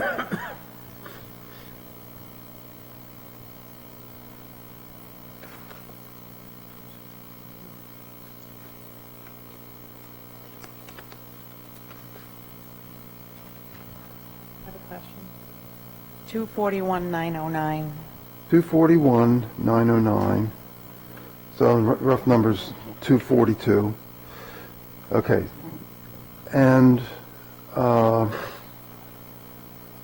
we have in your projections adding how many additional people joining the pool Two, potentially a police officer and the library. I thought it was 2 police officers. One, that's what I had on the sheet last week, but Walter and I were discussing, and he actually brought to my attention that one of those positions is actually a vacant position that's been vacant almost all year. So it's already, those funds are already included in last year's health insurance line. Okay, so One new police and one library. Okay, so here's where I'm coming from on this, and I'd just like you to comment on the validity of what I'm saying. If we're going to finish up the year, this year at 242, and we're adding 2 additional people, which at most would be maybe 25K each, that brings me up to about 292, or in round numbers, 300,000. And we have 431 as our estimate for 2022. So I'm kind of hoping that we can get everybody comfortable knocking maybe 100,000 off of that. Those are actual numbers. Yeah, I would not be comfortable with that, not that I haven't. Again, the reason we're not spending that money is because of vacancies, in certain positions, so. The actuals, we've had almost an entire year of a vacant position in the police department, and then the officer that's deployed as well. So we've had 2 there. Correct. Okay, so if there's, but still, hear me out on this. Even if we add both of those back in, that's another maximum 50,000. You've also instituted a higher buyout cost for employees that are not taking the health insurance this year than in the past. We doubled it. What's the buyout? It's 5,000, I think. Roughly. Yeah. But even so, I'm just saying, I'm struggling getting up to 431. We'll show you the breakdown by employee. It's, actually, I sent it to you. Walter, or no, you're, I'm not Walter. you're the other. Feel free to call me Mr. Frank. Yeah, go So that the 384, 734 is actual plus 2 family plans? Correct. Okay. Yeah, I don't think we have as much wiggle room as it feels there. Now, if that were projected, family plans across the board, I'd say we can take 80% of that. Well, I thought and that's, come out in the wash, but I don't think that's. No, that's projected with the current participation level as it is now. Current and the- participation the plus family for the 2. two new ones are based on family. So, yeah, there is not nearly as much wiggle room there. well, given that I think there's is there any wiggle room here? I mean, I guess Just a huge jump. We have X number of employees. We know what the rates are going to be. It's a function of math. have the That's rates right. gone up a lot? I mean, 6%. 6%. Yeah. 6.2. When you're talking $350,000, it's another 20,000 there. We haven't even voted on adding a full-time position at the library yet. Well, we got a budget for it, because if they vote on it, if it's ends up in the budget, Yeah. the budget committee, we've got to have it in there. Yeah, we need to show the total cost of everything that's being proposed. And we can provide you with the details. Yeah. Well, yeah, Yeah. it have to be a non-public thing. well, We'll double check the number. double Yeah, check the number, and I guess We'll provide a detail. provide some kind of detail, because obviously if I see it's a big difference, the budget committee's going to see a big difference, and we better have the numbers to prove it. I mean, again, I sort of walked through the way I did the calculation. And, Matt, you apparently see some things that I didn't, so I'm not saying that this number isn't right, but man, I'd love to bump that down a little bit. I can, next week, have a total breakdown of exactly how much. Yeah, let's, I mean, if we don't have names, it's, Yeah, no, I would We can do it by anonymous, positions, so we can actually discuss it, that'd be helpful. anonymously, yeah, I Yeah. won't have any names. yeah, because that was one of my big numbers. And I'm just sorry, Walter, that you're not supporting me on this. Sorry. I don't want to be the one that Wait. tells somebody they can't have their insurance because we can't pay for it. Well, you know, we were doing so well. You and I both had the first two the same, and now this one, you're sort of, okay. Well, I'm not going to talk you into it, I don't think. the other thing you need to look at is we need to go back up to the compensation pool, which had no budget number in it, as Cheryl mentioned. Oh, yeah, we did, okay. And so we provided, I sent Yeah. you the spreadsheets on the projections that Cheryl provided, which, if you take the number of employees that are not, the budgets that are not including any type of wage adjustments, that, and look at a 3% wage adjustment, you're looking at about $20,000 that we should put into that pool number. I have to tell you that I did not understand those two sheets. Okay. Can you go over? Good, see, we successfully confused it. Well, let me find it first, and that's going to be a little bit difficult because I'm still not used to using this weekly report reminder. Wage report, here we go. So, okay, so on the first one,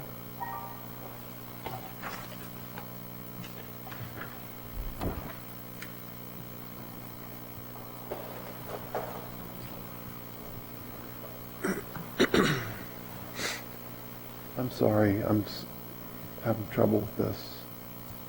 I need to download it so I can rotate it. So the first one shows the wage pool calculation, and I see the $18,000 delta there. What does that comprise? But basically, that's 3% of the gross cost for those employees. So it's just a straight 3% calculation. Yeah. So what about the step changes? Well, That is a step change. this is for the step changes, okay? Because it's 3% between each The step. 3% change. is the step change, it's not a step and 3%. Right. The only thing that's not factored into this is adjusting the wage scale to reflect the cost of living, which is a typical component of that process. Okay, so I want to make sure I understand this. So then I'm going on to your second document, which lists everybody, and it says impact of 1% increase is $20,000. Well, as I mentioned, some of the budgets have wage increases built in, like the police department, the fire department, et cetera, have wage increases in them already, okay? Remember, those were discussed by the department heads when they came in. Okay. This reflects all of those folks plus the people we just talked about. So this is the entire organization. And then show, basically broke down what that cost would be if you increased 0.5%, 1%, 1.5%, et cetera, throughout the organization. Okay, so the department, maybe this is what's confused me. So we have a mixed bag in terms of which departments included the what I would consider the step change. Yes, if you remember, primarily it's police and fire Police, fire, and library. and the library. Remember, they all came in and explained about the need to make certain adjustments. We changed the pricing on the call the Yeah. process on the call and so forth. And so those were all discussed by the department heads, and those were included in their proposed budgets, okay? Everybody else came in as based on their current wages. Okay, so the first sheet that we looked at, that's to adjust the remaining folks? That's correct. Okay, Yep. And again, 3% was just the step differential, okay. assuming everybody would get a step. So to get all the employees on a step for the, the next year, I'm sensing that as a minimum, we should have that 20, or that 18 and change or whatever. Right. Correct. Again, police That's and not for fire. everyone. That's everyone that's everyone except for police, fire, and library. Everyone that it wasn't already baked in. Right. Okay, that's where I was misunderstanding. Okay, so it's for everybody that wasn't baked in already, Yes. Yeah. we need $20,000, and I see no way to avoid that personally. So then I think we need to, well, do we have a general consensus on that? Okay, so then I think we need to think about whether or not we want to figure additional money for inflation. Where we say, okay, now, in addition to a step change because you have more longevity or whatever, now you need to think about, well, like Social Security is going up 6%. So is inflation going up 6%? And we need to be able to match the job market that continues to go up. And what Cheryl is saying there is each 1% increase is $20,000. So it's a pretty big number. My goal is to get the budget to pass. Yeah, so what do you think? I think we're going to have to really buy down that tax rate. We've taken $26,000, but now I've added 20. Yeah. I think it's important to, again, consider the tax rate, but again, our biggest capital that we have is our personnel. If we're going to retain them, as we had those discussions with police and fire and the library in their presentation, then, we're going to have to keep pace, and, I understand the concept of the default budget, but we got to, if we got to sacrifice services, and roads, then maybe that's an area we look at closer than we do, not paying our people a fair wage to keep them. Okay, so that said, Walter, do you agree that at least the minimum we got to do is adjust everybody for that 18 and change? Or do you believe that in addition to that, we need to plan on some inflationary wage increases? Well, again, I think that the scale as it is 3 or 4 years old as of right now, so it's not just the 5.69% that it's gone up, in 2021. It's the last 3 or 4 years, which, granted, it was probably 1.5% to 2%, as far as the cost of living is concerned, but it's compounded over those years. So, again, it's all about keeping people, and I think the town's already experienced the wrath of frequent turnover. So I just think it's something that we should be looking at in terms of trying to at least, most towns that I've observed in terms of our communication loop is, they're talking between, 3.5% to 5% on just their COLAs, their cost of living increases. They're 5.9 for the Yeah, Social 5.9 Security is Administration the, for 22. So, that's really a discussion that we need to. The 1% for serious. 20,000, is that everyone's included in the original 20,000, or is that everyone employed by the town? Yeah, the 3%, a single page is basically the 3% step that perhaps, again, subject to performance, somebody would get, those people would get in those positions.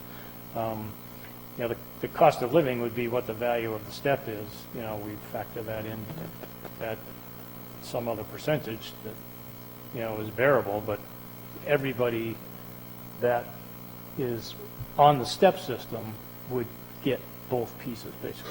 So that extra 20,000 is every single town employee. That's on the wage scale, yes, so it's not like stipend paid Right. elected officials, but yeah, all the salary and hourly paid employees, yes. Okay, so if I look at this, would you say some of the other towns are doing 3.5% to 5%? On the cost of living. Yeah. Well, even 3% is another $63,000.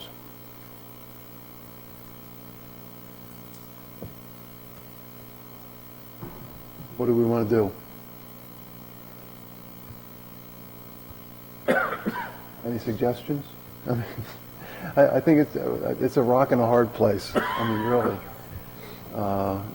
If we lose some of the, I'll tell you what I worry about. Can I just make a suggestion? Yeah. It might be good, because there are some other areas that I'd like to talk about that.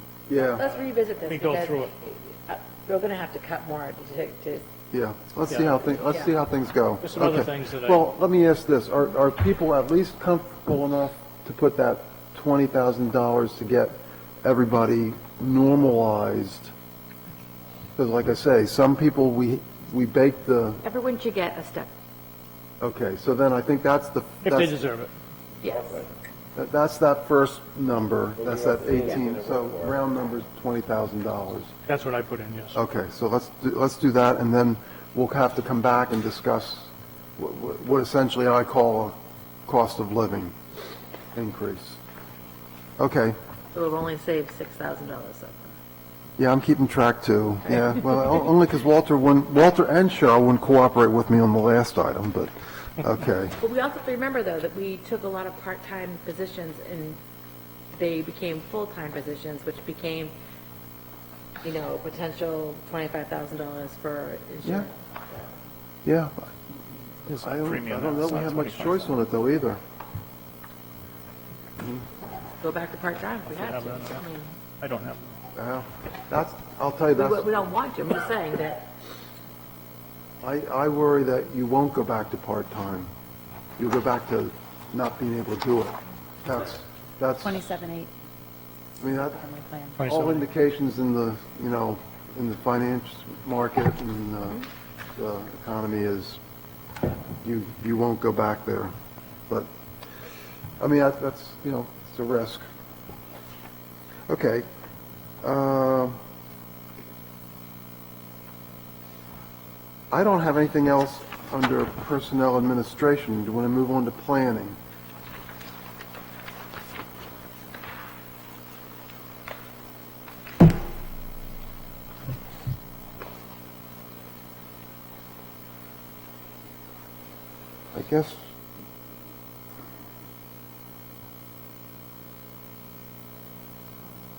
I guess my only question was, the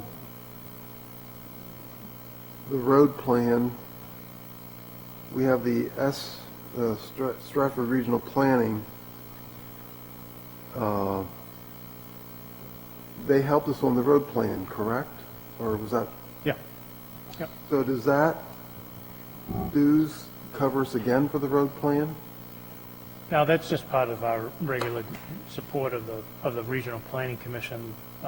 It wasn't necessarily earmarked for just that one particular project. That's for everything that they do for us. I understand that, but so next year going forward, with that amount of dues, could we hope to get their help on the road plan again? I guess is what I guess if they still have the program, again, that's something that's, I think is also subsidized from other grant programs, and what that's they get, yeah. from either Okay. T2 or from UNH or something like that, because it's their program, so. Okay. Okay, that was, I just wanted to make sure we at least had something covered there. Does anybody else have any questions on planning and development? well, under contracted services, our actual right now is 18. Where's that, please? contracted services on planning and development. Yeah, but, So do we have like more being spent because yeah, we're going from 18 to 37?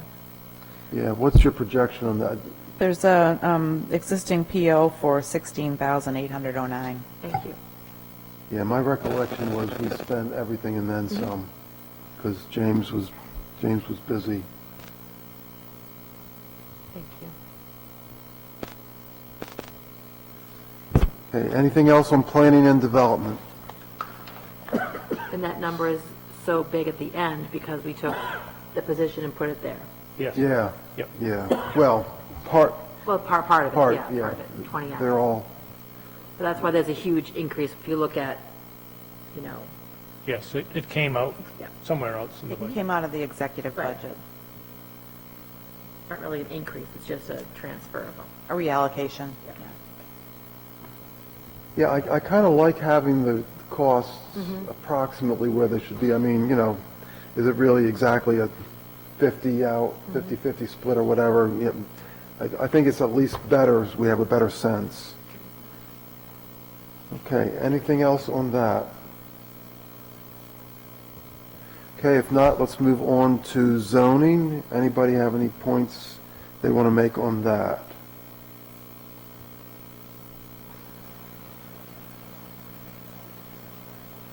Okay, if not, community hall? Did relook at, Sean and I relooked at the projected gallonage and have reduced that down to about 1,200 gallons, which I'm not so sure the $3 a gallon is off base because I think we're paying $2.57 in our latest delivery. So, I'm recommending we drop that down by $1,200 Every little bit helps. to 2,400. Did you say drop it by 2,400? No, 1,200. by 1,200 down to 2,400.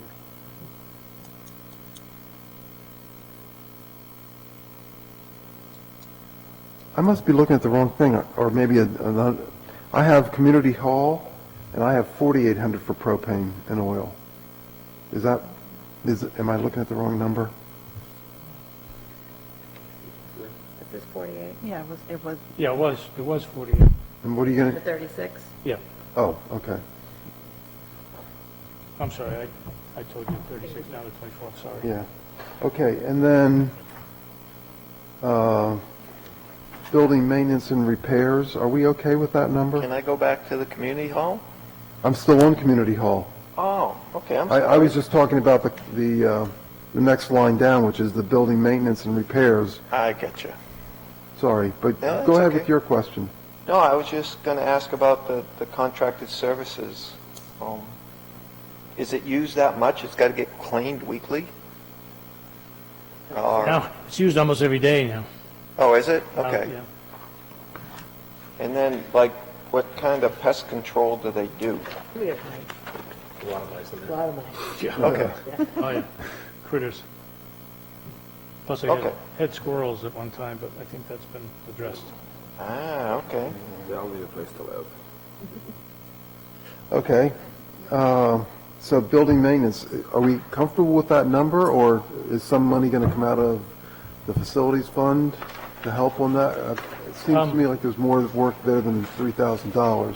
I think we've got everything, in terms of major improvements that were on the list that needed to be done on the facility. So I think it's just going to be, upkeep. normal maintenance. I mean, we're going to be utilizing the reserve account for the painting that's going to get done next year. And Oh, the okay. siding replacement that's going to get done this fall. You So, got that done, yeah. yeah, so those things are going to be Okay. coming out of that fund and not out of the budget. So it's just going to be just the routine, repairs and maintenance items. Do you think 3,000 is needed then? It's an old building. I mean, we just had to spend $600 to have both furnaces maintained and made working again. So, Sure. maybe we could drop it down to 1,000. But I think, historically, we haven't been, hitting the $3,000 mark, so we could drop that down to 2,000. You have a, I'd be comfortable at 25. okay. Anybody else want to? 25? Okay. Going once? Going once? Okay. Anything else? Yeah, since we already got the furnaces fixed. Yeah. Okay, so, Town Hall. Geez, Walter, you know, you said you're starting the electricity project, but you kept the electricity right up there. Well, I just don't know what the rates are going to do. Some of those lights out there. And I'll know better maybe on Friday about when this program's actually going to be implemented, but, you know, again, You guys we're don't just, need heat in those two back offices, do you? A little bit. We've got a coat drive coming up soon. Well, so right now. Carol has no heat in her office. I get The door's open, yeah. So we haven't gotten, right now for electric, our actual is 10.5. We still have 2 bills left or 1 bill left? Two. And we average about $1,000 a month, so. Well, and I'm sort of assuming that the electricity is, in general, up a little bit just because we're using the heat pumps, because the oil looks like it's down a little bit. Yeah. So I don't know that we can really make any further adjustments there.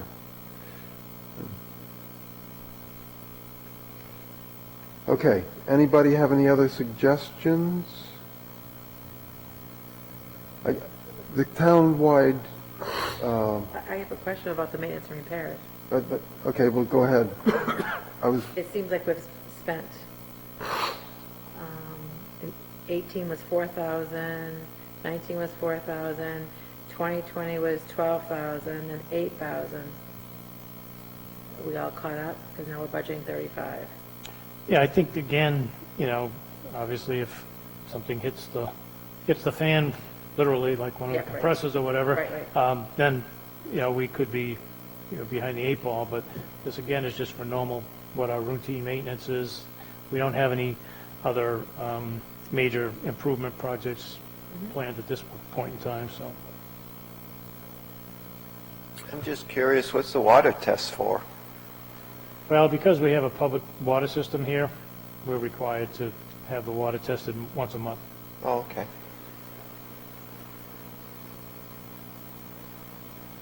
Any other thoughts on the town hall building? Okay, if not, then let's move on to cemeteries. Originally, in the maintenance and repairs, we had budgeted $5,000 to remove some trees, and I met with Steve Bailey and actually looked at the opportunity to utilize an expendable trust fund that was established for maintaining the cemeteries, which has about $58,000 in it. So I'm recommending that we pull this out of the operating budget, utilize that expendable trust to do the repairs on the cemeteries, which includes tree removal as well as some additional fence work. So I would reduce that down to $1. Bingo. I had that one too. You're just saying that. No, hey, right here, look at this, right here, cemeteries, 5K. My gosh. Why is the mowing so much higher? Well, again, we're trying to allocate the mowing cost to what it actually is. You know, that's basically a percentage of what we pay overall. So this year we paid 0? No, we haven't allocated the cost yet. We just actually, I think, just got the last bill. Yes. So we've got a cost that's going to be allocated to that particular line item. I think we ended up determining that it was about 20% or 25% of the total, which we're paying about $20,000 under that contract. So. Okay, so I'm not sure that all adds up, Walter, because I thought I saw 12,000 in for mowing for the town. Right. So 12 and 7,500 is 19. 19, okay. Yeah, okay, you got me on that one. I was thinking the 5,000 in my head, sorry. Okay. So that's actually more than just 25%. That's more like a third, isn't it? Or maybe it was, I forget exactly how much we... Okay, but you figured it out, and that's what you applied? Yeah. Okay, so there's agreement on that as to how it should be split? It was a dictatorship of it, but, you Yeah, know. okay, but, I mean, either way, They agree. it hits the bottom line, it's just how you How we split sugar it. it. Exactly. Okay. And again, you know, rather than, I'm not going to ask the guy to, you know, put a meter on his mower. Right, You know, yeah. time-wise or whatever. I mean, No, it's just like the labor splits, you know, you make your best guess and move on. At least you got it better than it was with it not allocated. Okay, anything else on cemeteries?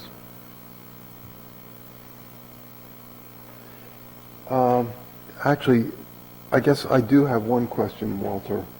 I know we've allocated the mowing, but I have a note here. Doesn't some of the mowing get covered by the perpetual care?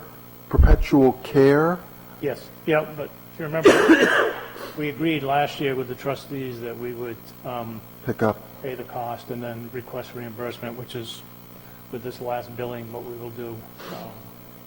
We fixed a $2,000 number for the perpetual care funds to reimburse the town budget. okay, so we But we have that as a revenue. get some back. Yes. Some of that back, but not all of it. Oh, no, because again, it's the perpetual care is for specific lots, not for, The whole cemetery. Okay. Okay. It's all starting to fall in place, Walter. I mean, from helping us understand the costs and stuff. I mean, we struggled with this for 2 years. Together. Yeah. Just So a this- quick question, because I'm curious, how many cemeteries do we have? so there's 6 that we maintain Oh, wow. as town cemeteries. Okay. There's many more, but they're private. But there's 6 that we, Okay, insurance. that's based on the actual. That Yeah. is the actual, like, we can remove that note out of there, because we did receive the actual invoice. Okay. That was the 6% increase, or, no? No, property and liability went up about 4%, I think. I just off the top of my head, maybe 5%. It wasn't as significant as it has been in the past. Okay, but this is the actual number then. Yes. Okay. Highway Facility Committee, anything there? We've disbanded that committee. We can take I the think we can supplies zero dollars that. out. Or do you want to leave it in just to hold place? I think it has to go back to town meeting. I think it was established at town meeting. Well, we can take out the supplies. Leave it $1. Yep, we can do that. Okay. Why don't you check on that Raises for also? everybody.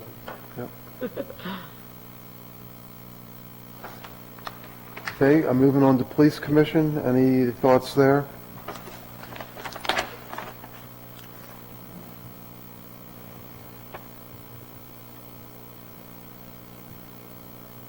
Okay, if not, Police Department.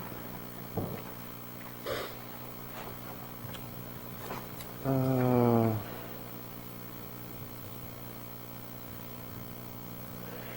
Okay, I got one. I'd like to talk about the police department equipment purchase. And I'm just wondering if you'd be willing to consider or talk to the chief about the same type of thing that you're doing on the computers, to do a bit of equipment pre-purchase, maybe 5K of pre-purchase this year, so we can drop that number by 5K. I'm sorry, Tim, it's under equipment, 430, which is, well, actually, on the new account number, it's 4602, because they're in order. So they've got 16,000, and I'm just wondering if some of that stuff we can, as you did with the computers, we can move up, so that we can reduce that by 5K.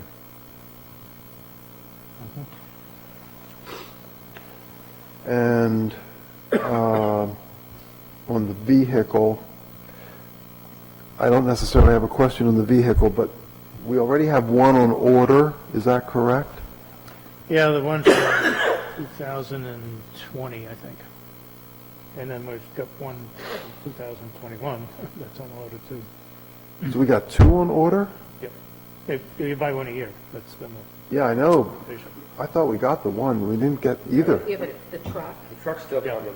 and then Ah, okay, got it. Yeah, I do remember that truck.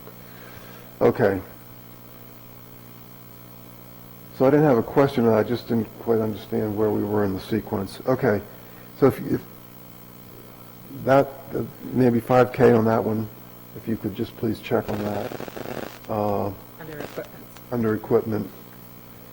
Anybody have anything else they'd like to discuss?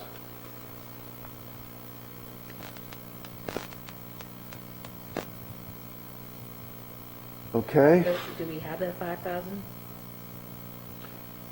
We do today. Yeah, it's I mean, some of this, we have in to the wait. police budget and it's in the, That's fine. it's in the, Because you said you're going to ask, so I'll make sure we have the $5,000 you can spend. Okay. as I say, right now, we're, at, you know, based on our projected budget, we're, you know, around 155,000. But Okay. again, I minused it. There you go. Yeah, I mean, we're gonna have to play it by ear, obviously. Be careful, but, Get the PO ready.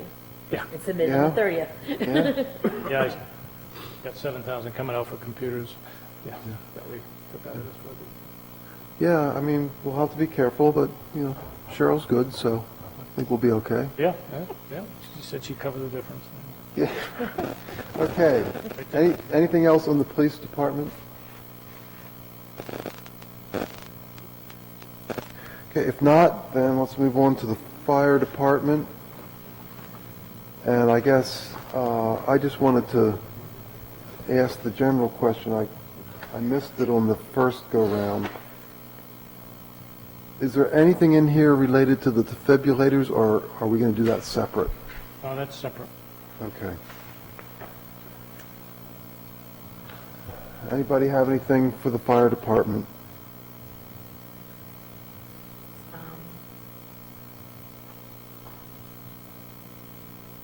The second name down is the one that resigned?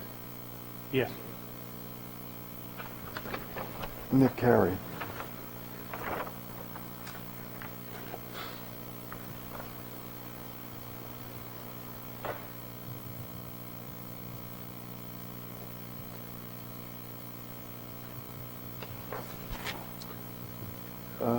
Anything else, anybody? Yeah, I think that might be another area where we can, you know, perhaps purchase, you know, again, as Chief mentioned, he's already delayed some of the 2021 purchases for hose and fittings and things like that. But depending on how we look, perhaps, you know, we can look at doing something similar that we're going to ask the police department to do with equipment if we're able to, you know, have enough funding available at the end of the year to cut $5,000 out of this one again. It's It's 12,000 for not equipment. significant, but, you know, it might be something that we can work that out, you know, again in December. Yeah, I'll be honest with you, I'm a little bit more nervous about some of the fire department equipment, only from the perspective that when I looked at the list from the police, and again, you know, I'm sure not, you know, 100% exact, but I just got the sense that the police stuff was not the same kind of potential cost. I mean, a darn hose costs you a few $1,000 just at a shot, you know, and I could see cutting a little bit, Walter, but I'm not sure I could see cutting 5,000 out, because then you're down to like 7, and that doesn't leave you very much leeway at all. Well, as I said, that is predicated on spending that 5,000 out of the 2021 budget. So we're not, you know, Oh, I see. So you're not leaving yourself any more vulnerable. Okay. Right. Yeah, okay. Yeah, so if we can do it. similar to the police. I mean, Yeah. That's what I thought we were talking. Yeah, okay. So, 5? Yeah.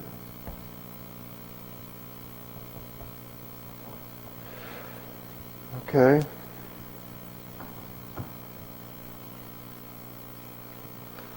Any other suggestions on the fire department?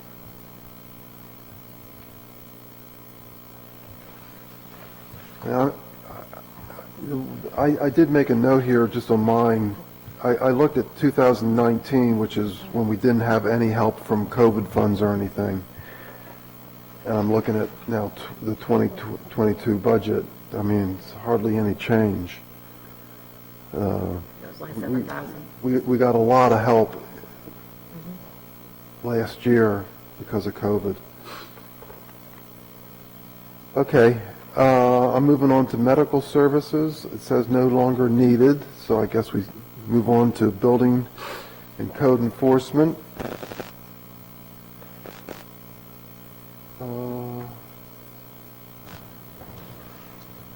We do have a computer coming out of there. Yep, good.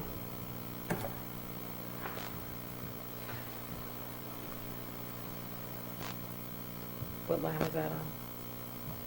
Equipment purchase? Yes. Yep. 4602.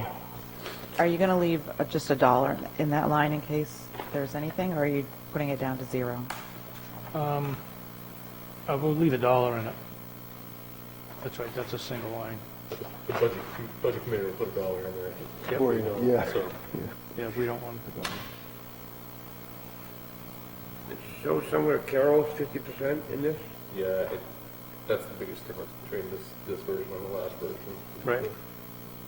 Her time. 19,812.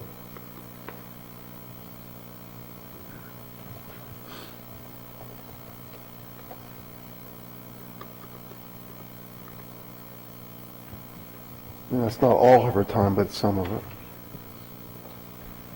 Okay. Anything on building code enforcement? Okay, if not, how about emergency management? I think the biggest thing here is that we're putting in a wage or stipend for this. We're fortunate that Bob does it, and were he to stop, I think we'd have difficulty getting somebody at that stipend, but I think for right now, that's a good number in my mind. Anybody have any other thoughts on that? So equipment, is there any way we can buy some of that stuff now?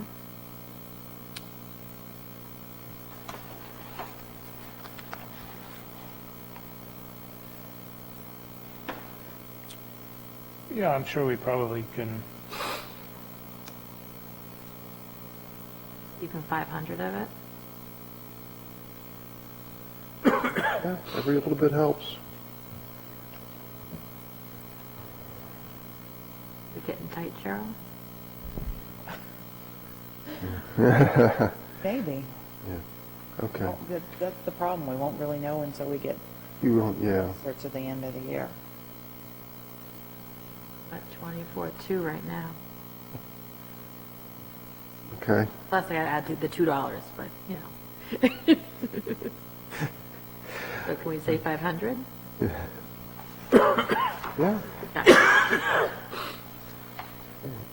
I'm going to move on to highway administration. So, just to be clear, make sure I understand, these wages were not stepped up. Correct.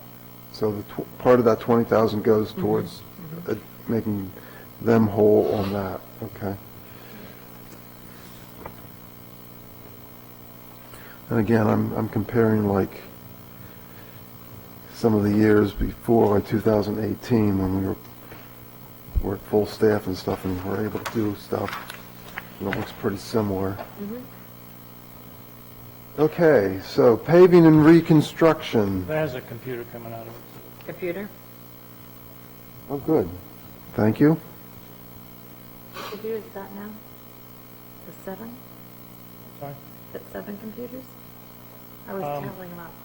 Well, 7 At and the end of the day, it's going to be 7. A couple of them That's 7. got pushed off a year, just because they hadn't actually hit the 5-year mark, so, which is a replacement year. okay. Okay, so paving and reconstruction. Walter, I have a question related to how you plan on structuring this and the warrant articles.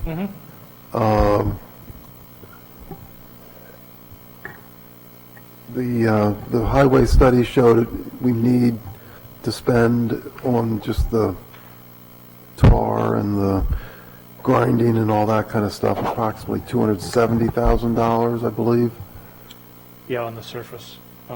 Yeah, condition. and then how much more are you estimating for other things? Because, we have to prep for all of that. Yeah, I think we figured between 60 and 80,000. Additional, Yep. okay. And I'm just going to be real blunt. Tree cutting, ditching, and culverts and all that? On these That's exactly what I'm asking. All the prep necessary, not to do the 2022 The paving and stuff, 2023 but the prep. 2023. So, Yeah, which is, And trees for 23. but we got to do it in 2022. right, which is, when we agreed, when we set up the expendable trust fund, we said that that portion of those funds would be for doing that prep work. So it's not coming out of this particular operating budget. It's coming out of that reserve account. expendable Right. trust account. Yeah, so that's what I'm asking. So will we replenish that fund this year? That's part of the warrant plan? Yes, Okay, yep. okay. So we need to make sure we've got the paving covered, and so I'm looking here, there's 100,000 in the budget. And does that mean that we're going to ask for an additional 170 via warrant?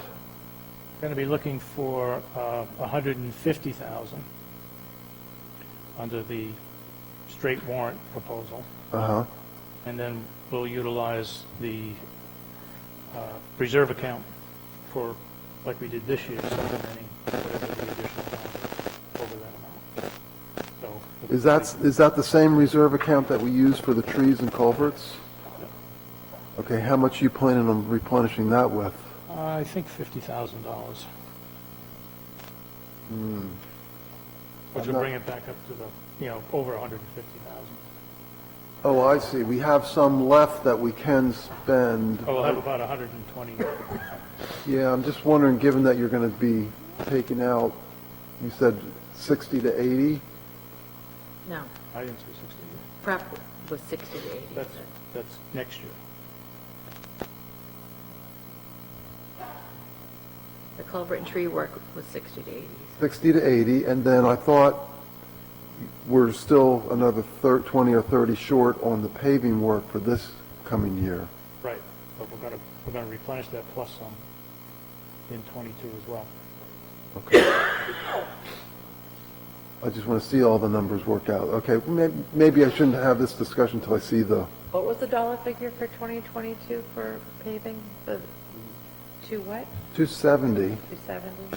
But I guess the related question I have is, I know it's hard to project ahead, but, we just heard that the infrastructure project passed, and I'm just wondering whether that's going to put pressure on the prices.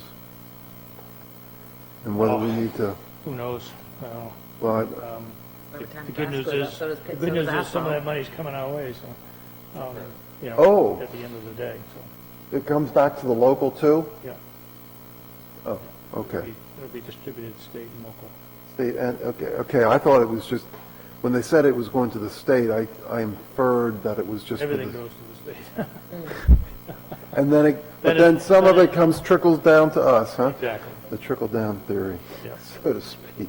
Yeah. Okay, so if you think that's the case, then I Well, think, that's what they're talking about at this point in Yeah. time, so. okay, The money is just, it's growing on trees. So some of that, the opera money, is that still out on the table for like the wish list people?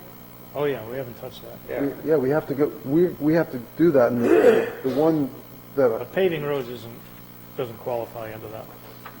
but like the defibrillators would, and Yeah. I think we want to start moving on some of those things once we get through this. When we're done with the operating. Yes, yeah. Keep them on track, Walter. Bring it back I'm in. lost. For paving and reconstruction, you're talking about a warrant for 150, That's correct, yeah. but the project is 270. Right, and so we would utilize, the 150 that's in the operating budget coming out of the, block grant. There you go. It plus was tested. Well, the 147 basically includes the culvert projects, the 35, which was part of that 80,000 estimate. So if we take 140 out of the paving and reconstruction, we still have like $7,000 for like projects that might just pop up eventually, like over the Right. course of the year. Okay. Yeah, plus, we have other items that are budgeted in Yeah. the maintenance budget and so forth for that. Thank you. Yeah, I mean, you're asking sort of a different version of the same thing I was trying to sort out. But a lot clearer. Well, she picks up on this stuff faster than I do, let's just say that. Just teasing. So, okay, let's move on.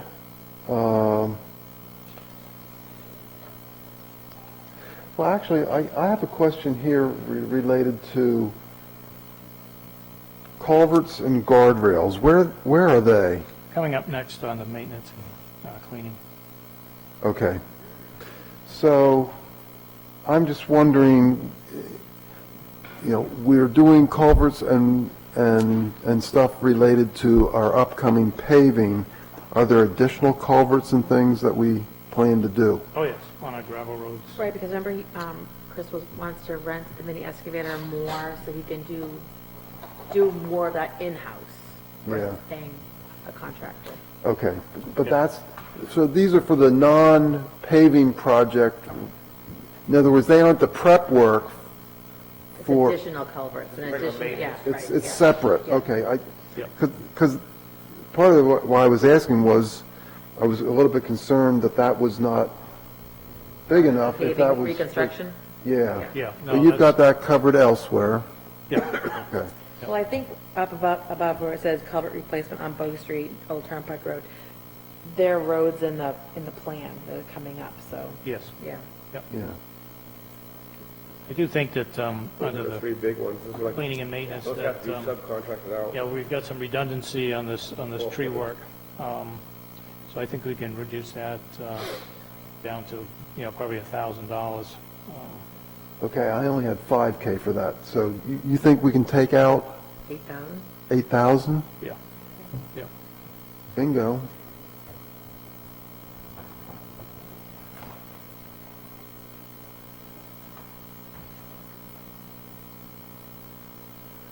Okay.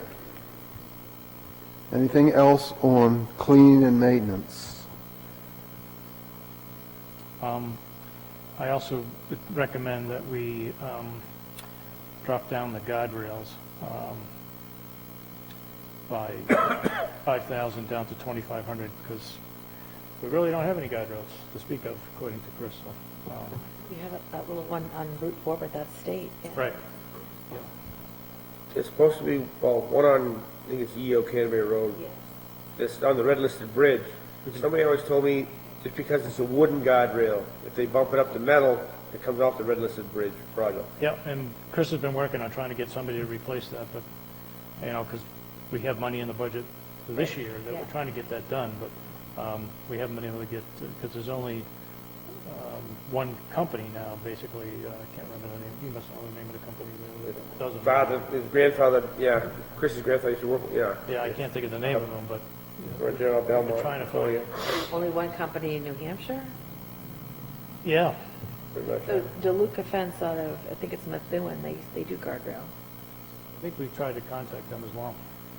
Yeah, So, sorry, I missed it. What is guardrails going to? 2,500. 2,500. Okay.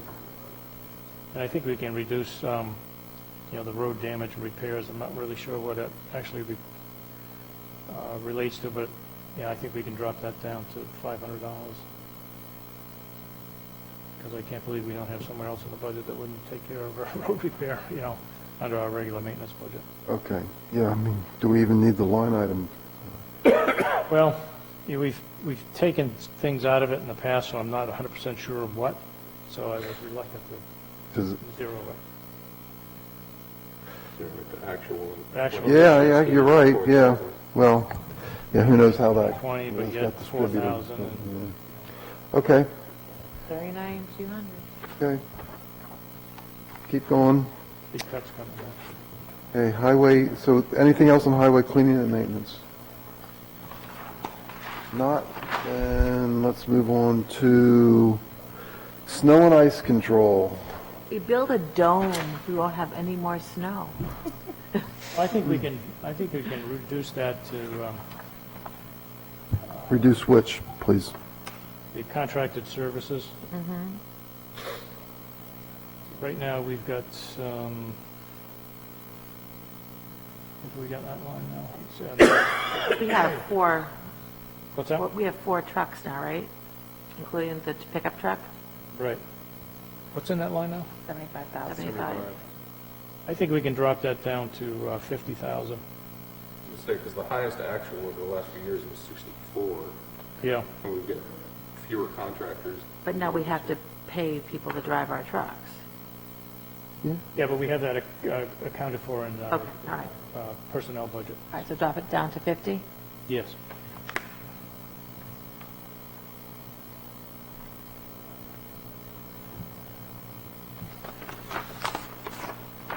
So, does contracted services include both drivers with trucks and drivers that we hire to drive our trucks? Contracted that's what you services said, is but like that's- me with my truck. Yeah, that's just a driver and a truck. Okay, so- Contracted services, Where does the money come to pay Ian? Yep. That's why it says way that. back in the, it's way back in the budget. Oh, and In the, All there, right, moving on, moving on. okay, Yeah, yep, okay. He said it's covered, so, yeah. All right, that's right. okay. So does these numbers reflect the salt costs now? The what? The salt cost, like you said, the salt is cheaper this time? Is that reflected Yes. in that number? Yeah. thank- Okay. Yeah, matter of fact, and it we've just went spent up, more this year than we were budgeting. just went up $2 a ton. Fortunately, we locked in prior to that. Yeah, If we've spent 31,889, Mhm. that's our actual. Is 31 going to be enough for next year? Like, do we have, Well, right now, we we've got. still have, a month and a half left. Right. Yeah, I mean, we have some have some in storage right now. It's going to be close, again, looking back on the historical usage, we're, we're at 18,000, we're at 35,000, it depends on the weather conditions. Well, in 18, we spent 41, and then 35, and then Right. 19, so we- yeah, it's all over. Yeah. I did think we can adjust sand. I think we were looking at our sand usage and our sand cost and so forth, and I think we're able to drop that down by 5,000. 18K. Okay.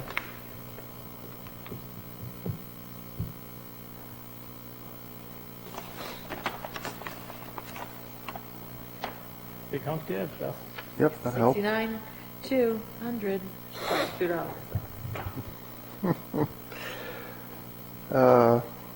I guess we don't have any street lighting, so let's move on to sanitation administration. We just had a lot of discussion on this. I guess we're going to, based on our discussion, leave it as is for now, and we'll see how the posting of the jobs plays out, and maybe go from there. Not maybe, we'll have to go from there. I don't really know of any other suggestions. Well, I think it might be worth having a conversation about, budgeting higher wage rates. If we're going to go back to the regular schedule, which we all understand we probably will, we've got to be more competitive than $13 an hour, or $13.42. And this doesn't account for you know, when we finally have our supervisor acclimated to running the project, you know, he should be at $15 an hour. Right. You know, again, we're talking part-time hours, so cumulatively, I don't think it's going to be a huge amount of money, but I think we can look at,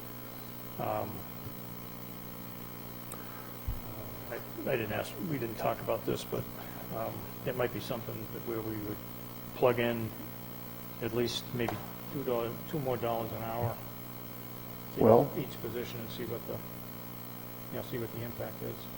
Okay, so You're looking at, I'm just looking in round numbers. Let's say we've got 90 hours a week. yeah, Well, even rounder is 100 hours per week. So if we increase it by $2, that's 200 hours, $200 per week, and multiply that by 50, that's $10,000. And do you think that gets us at least a little better shot, or, I mean, well, again, we would distribute it, not, we wouldn't just go $2 across, we would probably, you know. distribute oh, I it, see what you're saying. You know, based on their responsibilities and so forth. You might get $1.30, he's gonna get $2.70 and 50. Yeah, you have to be smart about it, yeah. How do folks feel about As that? Matt mentioned, you know, it's going to affect the whole group, you know, trying to bring somebody in at a higher Yeah. rate. Adjust accordingly for the other folks. But, yeah, I definitely think that we should consider putting in more money in there to address that. Okay, So put in 10? I think that would be a good number to Okay. start. well, we can put in 10, see how we do. Yeah. I mean, I'll be honest with you, I had my doubts, but it's better than not doing anything. At least shows we're trying, and maybe we can attract some folks. Okay. So we're adding 10, So now we're at 59 too. okay? Do we want to add that 10 there, or just add it to the compensation pool? Well, again, it probably should be added to the budget, you know, the department budget, so that going forward, Because that's specific to them. Specific to those positions. you know, next year we'll have the right wages to base the 2023 budget on. Yep. Yeah, because I tend to agree with putting it there because I think we've made some pretty good adjustments in things like the office staff and some of the other positions, but we have not made adjustments here. So I know we're not getting any computers there. Is there anything, I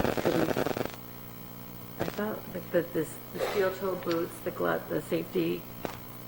I know a couple of years ago, we added like, you know, like those bright jackets, you know, the colors of the fluorescent, whatever. Is that something we could purchase in December instead of January? Let's see, what kind of number are we talking? I think it was like, was it 12 or 15? Well, 1350. it says here 1350. 1350. Oh, 13. It's, Is that like $1,000 we could spend in December? Yeah, I think usually, the boots are usually a once a year on an anniversary date type of thing, so I'm not sure. I don't recall anybody recently buying any boots, No, other than Haley when she came on. the only one we've had since I've been here. maybe at least 350 though, of the, you know. I know before, because they didn't have coats in their budget or anything, so we had like an account, I want to say it, True Value or something, to get like the Carhartt jackets and stuff like that. Yeah, I remember last year we did buy jackets, it was after I came. No, do you want to try to pre-buy $350 worth? Sure. Okay. Solid waste disposal. Okay, you're not going to like what I have to hear about this, I have to say. I think we might be a little short on this one.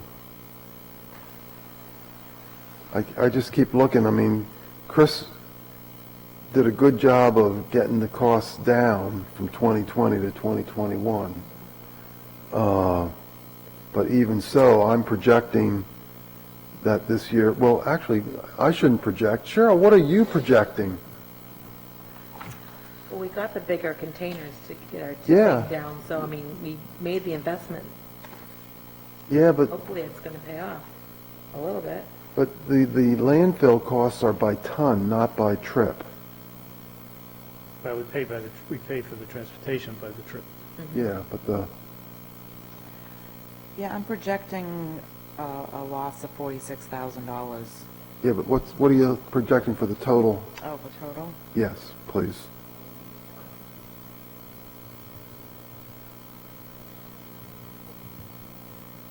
You're doing the actual for everything or a certain line? Just the bottom line. Bottom line of the solid waste disposal budget. 142,330 is what. I'm Yeah. Your actual? guessing. That's what I'm projecting through the end of the year. So I'm just saying 126, But that's not bad, though, 140, I mean, I know it sounds like a lot, but the year before was 177. So we did do the right thing by getting bigger containers.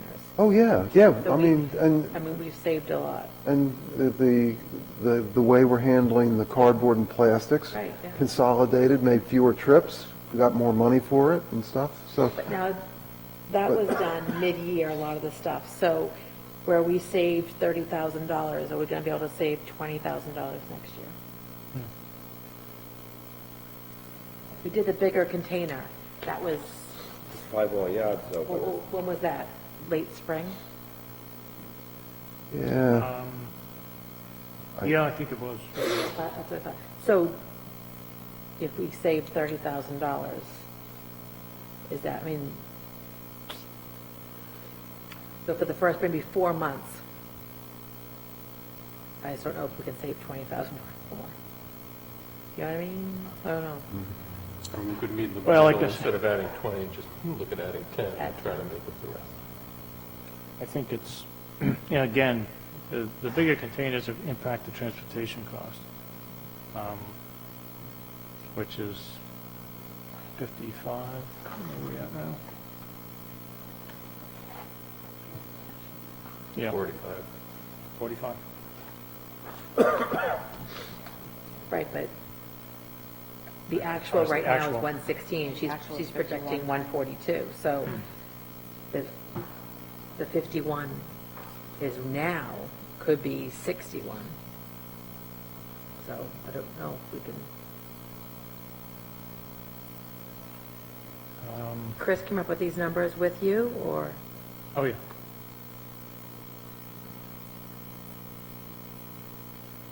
I feel a little bit more comfortable at a nice round number of 130, at least it's up a little bit more. I don't think we're gonna, Yeah, I I'm think, just looking at the transportation travel. It's like we, I mean, I think we might save an additional 12,000 over this year, but we've already seen a good portion of the savings. that's what I'm thinking, yeah. Yeah, so are Because if folks we've been comfortable? using the bigger containers since, say, May, Right, so, I don't think we've we'll got do most that. of the savings Yeah. here. So maybe, if we're at 142, maybe there's an additional 12,000 of savings. No? What'd you suggest, Matt? 9, Adding 10. I think, Add How about we make less than 4. 135? let's see. How did you I guys think- project these numbers? Well, again, just trying to use some of the historical information plus what we're seeing, based on last year, right? Yeah, based on Similar the to- actual bills that we paid so far, and then just extrapolating that out through the end of the year. I mean, honestly, I'm thinking last year, people were home when they were cleaning their stuff out. So that's the problem with the 2020 numbers, You know, right? like- So the Yeah. 2020 numbers, I remember discussing this last year, was a 20% increase in Right, household because waste. you were home. So Yeah. Yes, you're that right. high number isn't shocking to me for the 2020 actual. there's more cardboard, and everybody wants stuff off Amazon, and it just, Yep. everything stayed home. Okay, but then look at the previous year, 2019, that was 146. 118, 146, And Cheryl is projecting 43, 142, 142. which is about, I mean, thinking that if we were, so just go back to 19, 146, and then this year 142. So it seems like the 140s, I don't know how we can go down to 126 and be comfortable with that number. So it's interesting that 177 in 2020, when you take out the 20% increase due to COVID, gets you exactly to 142. Yeah, I think our transportation number's low. I think that ought to be probably 55,000. so that would get you up to So add 10. 136. Selling fuel is $12.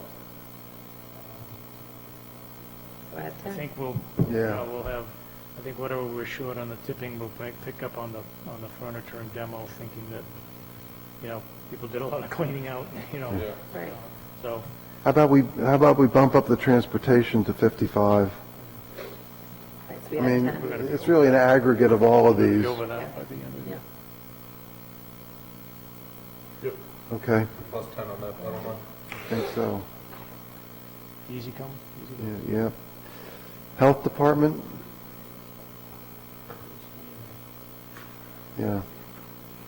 How about animal control? I wanted to ask about this in particular because Glenn said that we now have a good sense as to how many hours we're spending on this. And I'm just looking, can we go down even more, or, can we shave, another, make it, Couple pennies. yeah, well, can we take 1,000 off, or 2,000? You don't think so? You wouldn't risk it? I think, we dropped it, 4,000 from the default budget, basically, or 3,000. Yeah, but I'm looking at the Down pay, 5%. yeah, but I'm looking at the actuals, 4,000, 4,200, 3,700, 5,500, and then this year, maybe 3,500.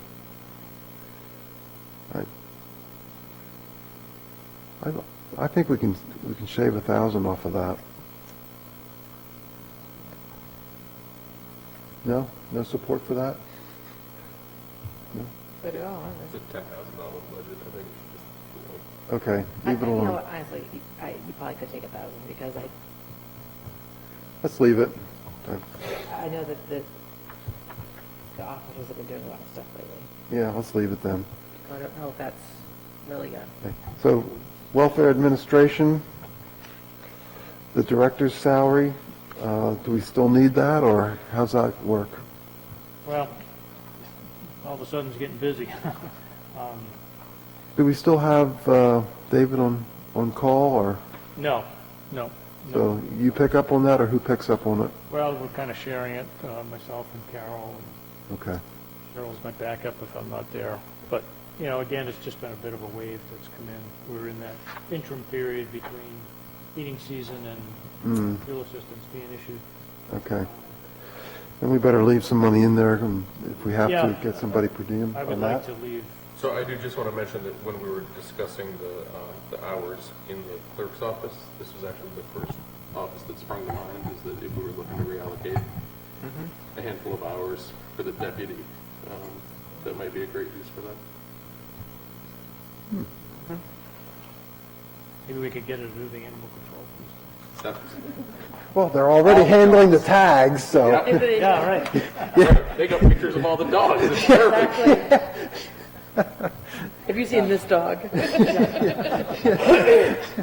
No, that's a great idea, thank you. Keep them at dog houses to dump, there's 10, 15 dogs up there all the time. Okay, moving on. Moving right along here. Medical payments for welfare. I guess leave the dollar in there. Welfare vendor payments.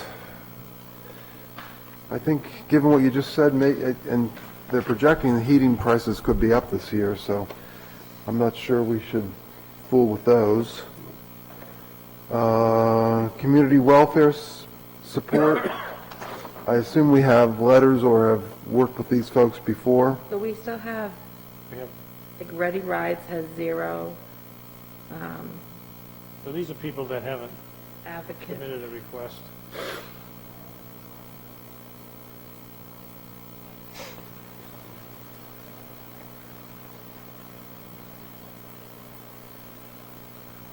The other ones are based on the request that we received. I know there's been some changes in that. I would suggest leaving it where it is. If we get new information, I mean, I'm looking at what we've spent in the past. We can make up.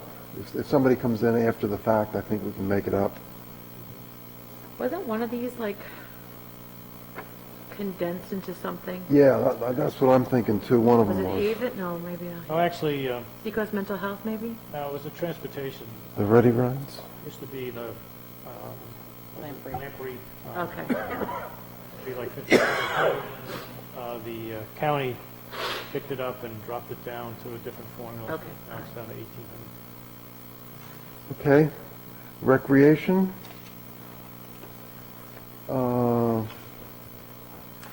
I guess I was thinking some of what Scott talked about in terms of,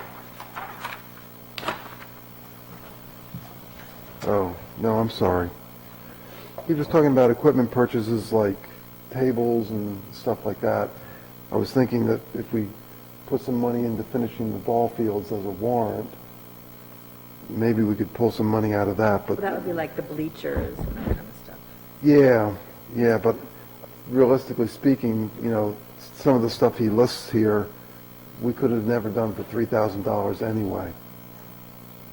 No, I think he was just like, he has said that he has a big list. Right. He's going to like pick away a little bit every year. Yeah, so I don't think we Out can of the change equipment it. line as well as the facility maintenance line. Say that again, please. Out of both equipment and sand and facility maintenance. Oh, Yep. So that facility maintenance line, for example, could be used for improvements up at the ball fields, okay. stuff like that French drain. How do you feel How come we about have so putting many that more into the hours finishing project as a warrant article? So I'd love to come we see a have so many recreation more warrant hours for the article league to finish that up the field. And I think there'd actually be community support for it right now.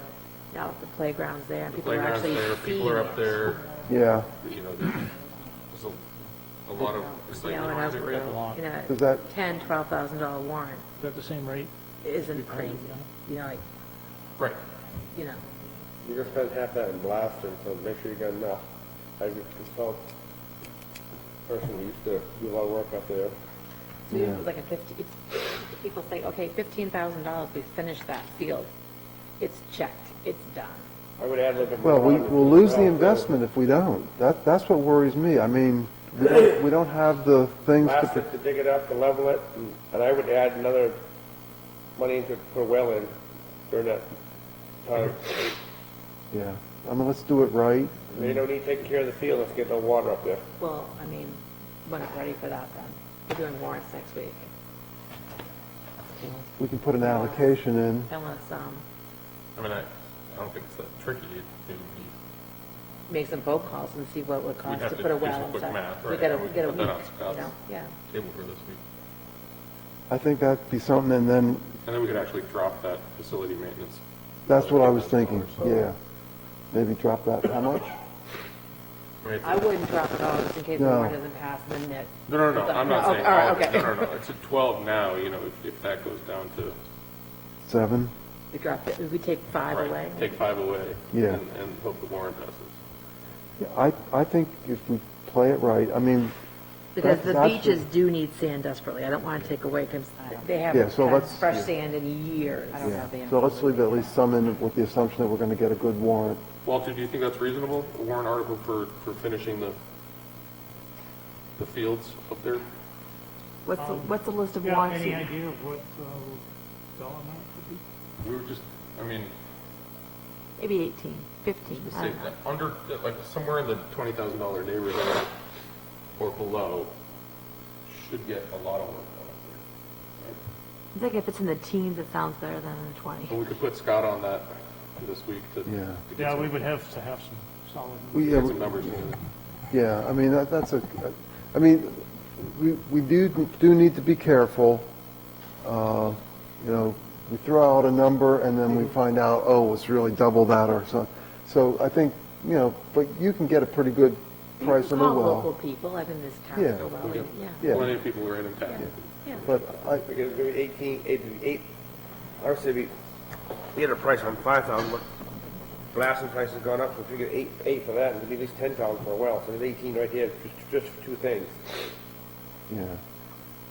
And then I think you got to protect the field itself and do whatever cleanup you need so that you can mow and things. But why don't you put the list together, we can decide how best to play that. I sent Scott an email just today on that, that exact idea, so I'll see what he comes back with. Yeah. We'll adjust it in the next meeting. But let's figure it out. Okay. Anything else you want to discuss on recreation? I think I'm trying to get just a clear understanding on the budgeted amount for the league coordinator. It seems high. I can't give you For what? an answer on that. League coordinator, where are we at here? I'm gonna check 88. this out. I mean, 8,000, 9,000 bucks? 8,800, That is high. you know, just historically, it just caught my eye. But Well, is the math correct, Cheryl? looks correct. That I looks mean, correct. 1,000 hours would be $1,600, so, Well, in the past, we've paid, Yeah, the math is right. Yeah, like, I just think that, I don't think the number of hours is right. That's what I was questioning. correct. maybe it's supposed to be 250.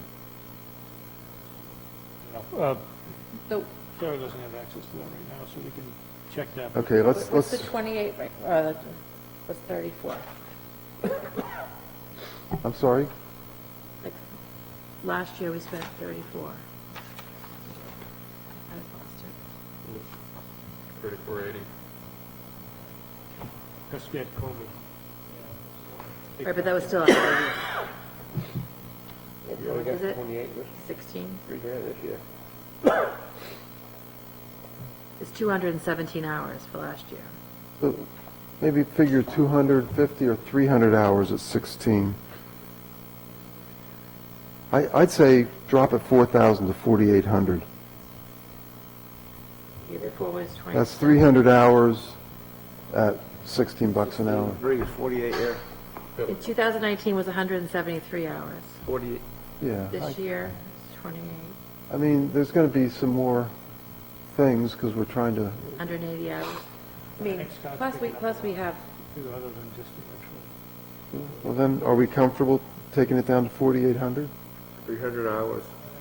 I think 300 hours is right for that position. Okay. Okay. all right, so. So, just one question, if I'm reading this right, About 4,000. the director is getting an increase, right? Is his wage going up? Because it goes up 12,000 over what he has been getting? No, again, that's No. compared to default, Yeah. and he was hired during the default, so I don't He think was- this is even representative of a step, is it? No. No. Yeah, so that's current. He hasn't been here for a full year. Well, we never had anybody work that many hours. I mean, some years, We've had someone that many hours. did we have that many hours? 25 hours? When, We had like 30 hours. Yeah, didn't we? Amy was doing, I think, 30 hours. let's see. Oh, okay. And then who, after Amy, we had someone. Sharon. No, not Sharon. So Sharon was before Amy? Sharon was before. Okay. Brown was the last person, Yeah, we're dropping. last name was Brown. Oh, yeah. Okay, moving on. Okay, okay. Can't think, but, yeah. Okay, moving on. So are you okay with that, Jim, or did you No, I want to just challenge it? question it and,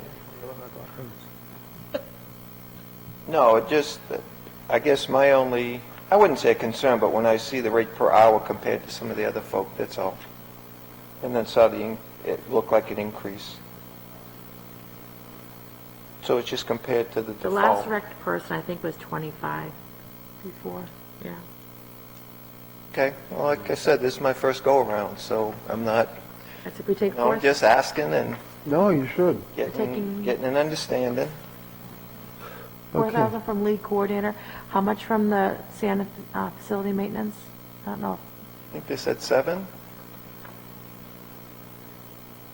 We're taking 5 out. Taking 5 out and leave 7. Leaving 7, okay. What was the reasoning for that? So I would only support pulling that 5 out if we were going to put a warrant article on. Oh, okay, okay. If it isn't reasonable or the number's too high or there's no appetite for it, then I'd like to see that number stay where it is. Okay. So I'm okay with just taking the 4 right now and not taking Yeah. the 5 until we know Let's take what the the 4. plan. You Yeah. take the 4 out. When we figure out what we're doing with the warrant, Yeah, we can adjust it. Because if we have a Just, ton of yeah. warrants, I don't want to risk it Yeah, not I going get and it. then not I just having. think, again, Yeah. like, Yeah. like, I think that's the way to best play it. chance people like it Yes. up there right now. So. Right. Okay. Okay, moving on to the libraries.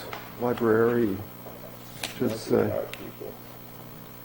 So I'm just going to say it. They're at 207 in the default budget, and I expect that they'll spend probably that. And they're looking to go up to 237. So that's 30,000 more. And then there's also the associated healthcare benefits, which, let's say it's 20. So, So she's budgeting 25. are you budgeting 25? Actually, for family plan is actually 27.8. Okay. So, in round numbers, you know, they're projecting an increase of $57,000, which is, Does that include At the least- 28 for insurance? yeah, that's what I'm saying, 30 plus 20, I said 27. So 30 plus 27, 30 plus 28, to use your number, is 58, so almost 60. And that compares to, right now, they're at 2,207. So I mean, it's almost 30% increase. The default budget's 220.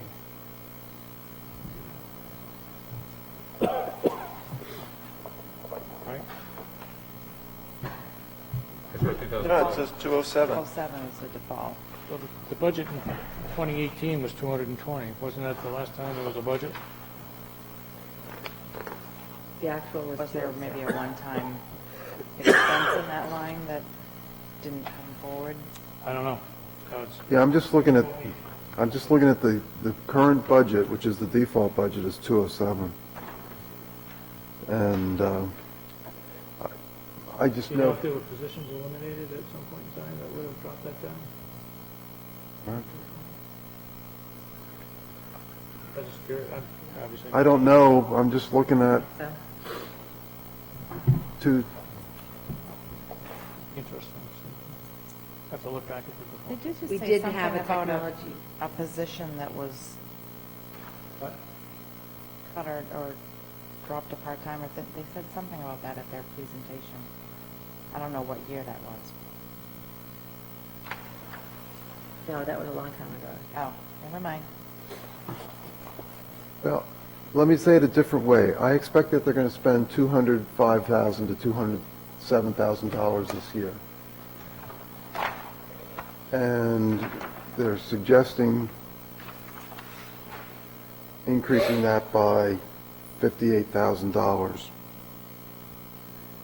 And I think that's going to be a struggle for a lot of folks. I understand their problem, because we got the same problem, we just talked about it. It's the wages. I mean, their primary cost is wages. I mean, you look at it. If they saw that coming, they should have easy steps, not just like one big bang, so. Well, I think that's part of what we have to ask them I to just don't do. know if it's a year to get out of full-time position. Correct. I would So, agree. so I think we need to make a recommendation to them as to what we'd like to see their bottom line number be, and ask them to come back with a recommendation as to how they would do that. Because I don't feel comfortable The saying, bottom line number is going to also affect our insurance number. We didn't, yeah, Yeah. I guess what I'm saying is, I don't feel comfortable saying, cut this, change that, do this differently and stuff like that. Especially given that they have a board of trustees, They need to sharpen it and one more time to come back to us. they just need to, I think we should make a suggestion or a recommendation to them, or a request, what we think the bottom number should be, and let them come back with how they recommend doing it.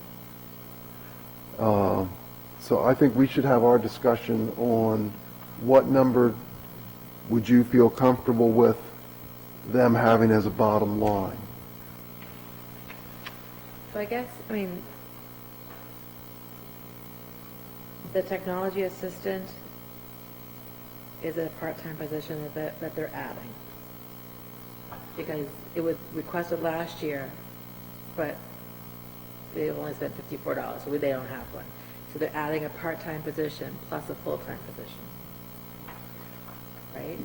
Yeah, and I'm going to tell you, Beth, I don't necessarily think that we should be, But no, I'm just Trying trying to to figure figure- out where, because they already, like the part-time technology assistant, is that person, or that, already there doing something different? don't know. Or is it a part-time plus a full-time? Don't know, and I I don't, don't see like the dollar figures. I'm just, but do you really care, or do you only care about the bottom line? the bottom line, which would be So, two let's- positions, which would be the $50,000, whatever. yeah, so I'm saying, what do we, as a board, want to go back to them with a bottom line number? And how they figure out how to do it is up to them. And as far as I'm concerned, they got their own set of trustees. So is their bottom line included, are we including the insurance? Yeah, The you have to. You $28,000? have to include everything. That's why I'm saying $58,000 is, they're asking for $58,000 more. How much more do you really want to have them go up? Don't, I like to see it go down. That's, yeah, huh?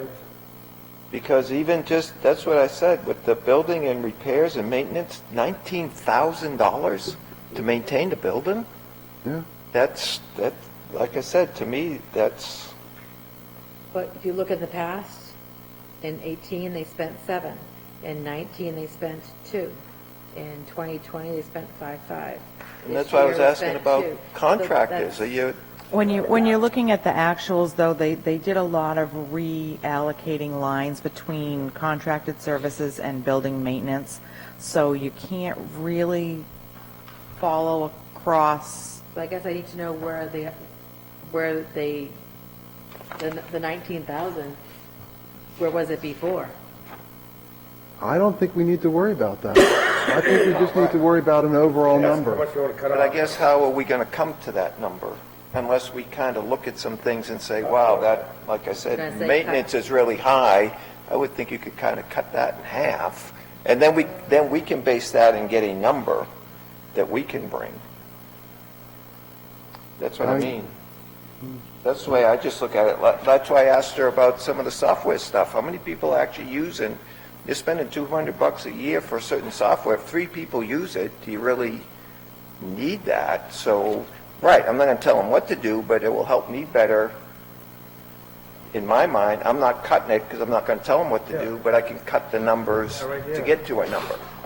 So I think asking for a 24% increase in the library director's position in the same year you're asking for a new position, full-time with benefits, And a new part-time position, is a lot. a lot.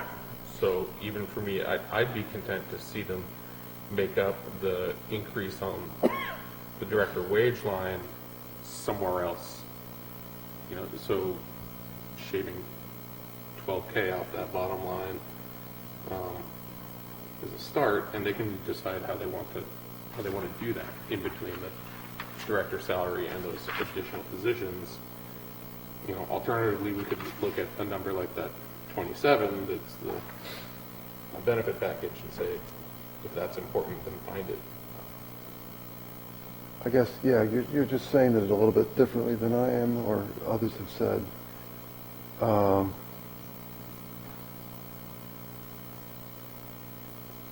What are the totals of the two things you mentioned, Matt? You said, 12 for salary and Northwood for the full-time position? well, the conversion to full-time is I $27,000. think now, under the aides and assistant salary, are there 3 people there? And then they made one of them full-time, and then they made one a technology assistant? That's what it looks like, right? Because you went from 40,000 down to 10,000 for part-time.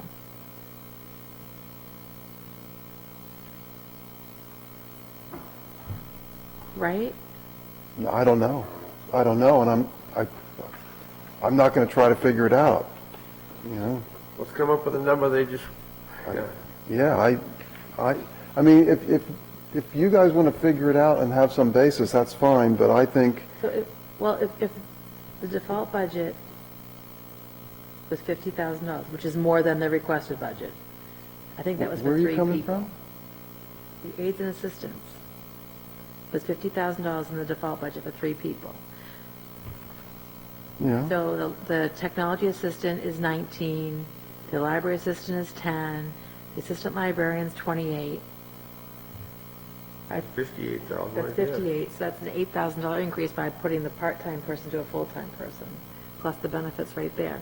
So that would be $30,000 by making, if you took the $28,000 for the insurance and then the other $10,000 for the, that would be like, if we could cut, you Yeah, cut cut $40,000 from that, keep it at Okay. part-time. so I think we need to say, we view your total budget as 237 plus 28, which is 265. And we'd like to see you get that down to 225, which is still a 13,000, or, excuse me, yeah, 13,000, or essentially 7% increase. Cheryl, would you happen to know what the actual is going to kind of pan out to? I didn't see that. Because the actual is only 141. The default budget is 207, Right. and so they're asking for $30,000 increase, plus the $28,000 for the insurance. Right, that's That's $265,000. $58,000. Right, that's Well, they're showing $265,000. that over here, though, so That's what I'm saying. We need to consider that they're asking for $265,000. I'm projecting 175 through the end of the So the year. last 2 years, they spent That's 175. $90,000 increase. The last 2 years, been 175. what you project they're gonna spend in their new budget? So they're gonna spend roughly like 170 in the new budget for this year, 258, you said, Hal? No. No, She's projecting 175 instead of 141. yeah, And with the insurance. yes. It's 265. That's a $90,000 increase for the library.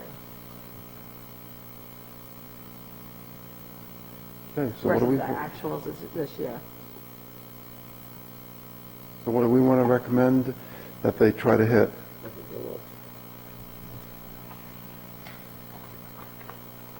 I don't think it's the year to add another full-time person. Well, we need to give them a number. Right, we can't What kind of number do tell you them wanna what to give them? do, but I'd go way down than what we're talking. I mean, I don't think I'd even want two if they'd done 175 2 years. So I think you're going to get some argument on going down because this year they lost people because they couldn't pay them. So Right. they didn't provide all the services and things like Right. that. So, Well, the doors were closed until, yeah, that was part yeah, of it because, too. because of COVID, so. Right. So, I mean, even the other years, there were 207, 206, 207. You know, they're right around 2. They've been under 2 because of COVID, say 25,000 under, and they were only 7,000 over when they were open. I guess I'll just say this. I agree that they got some personnel issues just like we do, and I'm willing to put some additional money in relative to what they were doing before, but I just feel very uncomfortable with it being such a big delta. So I'll just get the conversation started. I would like to see them come in at no more than 220. And when I say 220, that means that's compared to the 265 that I'm calculating. So they're at 237, almost 238, and they got the benefits, which Cheryl's putting in at 28. So that gets to 265, and I'd like to see that come down. You know, you were talking in round numbers, 40,000. This is 45,000 less. And I think it's going to be difficult for them because they're struggling with what to do, and just like we are. So I think, you know, in the spirit of cooperation, we need to give them some money to work with, but as you said, Beth, it's difficult to do such a big jump all at once. And I mean, if we put this in at this number and people accept it, then we can at least say, hey, we're on the right track. But I'm worried that if you leave any department with that kind of increase, it's almost like saying, default budget, here we come. So 220. that's my suggestion. I know everybody's uncomfortable with it, including the trustees will be very uncomfortable with it, but I still think that's too high, but that's just my I mean, point. 220 is still $45,000 more than the actual for this year. Yeah, but Right. I have some sense that that's not justified, but you can explain some of that. If you feel you want to drop it lower, then make a different suggestion, but that's where I'm coming from. But I think we need to talk like it's. So what is your number, including the health insurance? This including the $28,000 for the package. $220,000. Doing some ciphering there? Yeah, I mean, I've been doing a lot of numbers. So, you know, when you include the health insurance, it basically works out to a 28% increase over default. So, you know, my thinking is if we split 28? the difference there, 28% Oh. total, including the health insurance. So if we were to cut that and look at a 14% increase, including that new benefit line, it actually works out to being right about the value, give or take a couple of $1,000s of that $27,000 benefit. So for me personally, That's 27 over the 140, over the 175? Or over the 207? so here's what I'm saying, is I would be okay with the bottom line budget request not including what's captured in the personnel department. I'm comfortable with that being in the 210 range.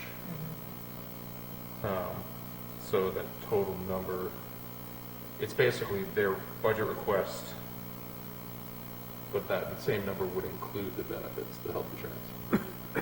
Okay, so you're saying their all-in bottom line would be 235 to 240? Correct. Okay, I think where it gets tricky is that we've already got that additional position reflected in the benefits pool. So whatever we choose to do here, we just need to make sure we're very clear on. well, that's why I was We saying. we didn't decide anything on the benefit pool, on the insurance. Right. That's why I have the big arrow there, because we were going to look at that after. No, I think Cheryl said the library position is included. We didn't decide, we didn't vote anything on that. We would have come back to that after we talked about that. So we're going to come back to the compensation pool. Beth, Yeah, they budgeted this, which includes the full-time position, so their total cost, and that's the number we have to talk about, 265. is 265. That's what they're asking for this year. Well, As a- actually, no, it's not, because it's all the it's the other insurance too. They're asking for 237 and an increase in the benefit packages of 28,000. But other people that are already full-time, they're in that, you know what I mean? So if there's one other person, that's 28 times 2 for insurance. But when it's all said and done, if they spent what they asked for, they're going to spend $265,000. Or do you think they're going to spend a different number? They're going to spend more, because how many people are full-time down there? Well, One right now. So they want 2 full-time, so that's $28,000 times 2 for benefits. So 265 plus another $60,000 of insurance. No, because the No. one that's already full-time is already in the budget. I know, but it's still, Heather's the one that took the insurance and put it into one big line. Before, it used to be the insurance and stuff was in that department's line. So it's 265 plus 2 full-time benefit packages. okay, but then you have to sort of Right, upgrade them right. both. Okay, so we can do that. So that's, let's say it's 207 plus 28. While you're talking, can I ask Matt a question? What was your bottom number? Did you say 210? So I'd actually like to make a suggestion that we just cut $25,000 out and move the number at the bottom of this department at 212,842. Okay, 212. So right around 210, okay. Thank you. Okay. And they can decide where that 25 comes from.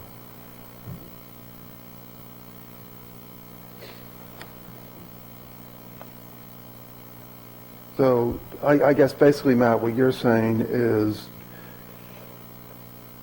that they asked for a $58,000 increase. You're cutting that a little bit less than half.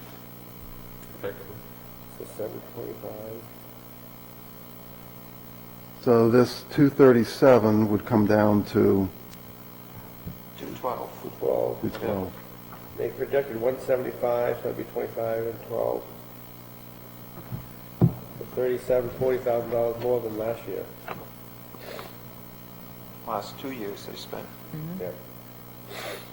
40,000 more.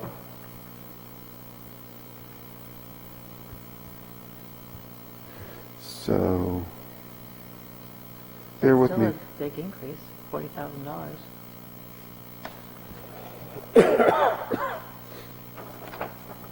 It's still a big increase, but again, like, from, Right there.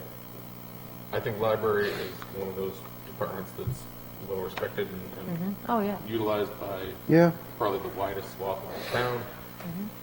I think it's worth investing in, but it's just too much all at once for me.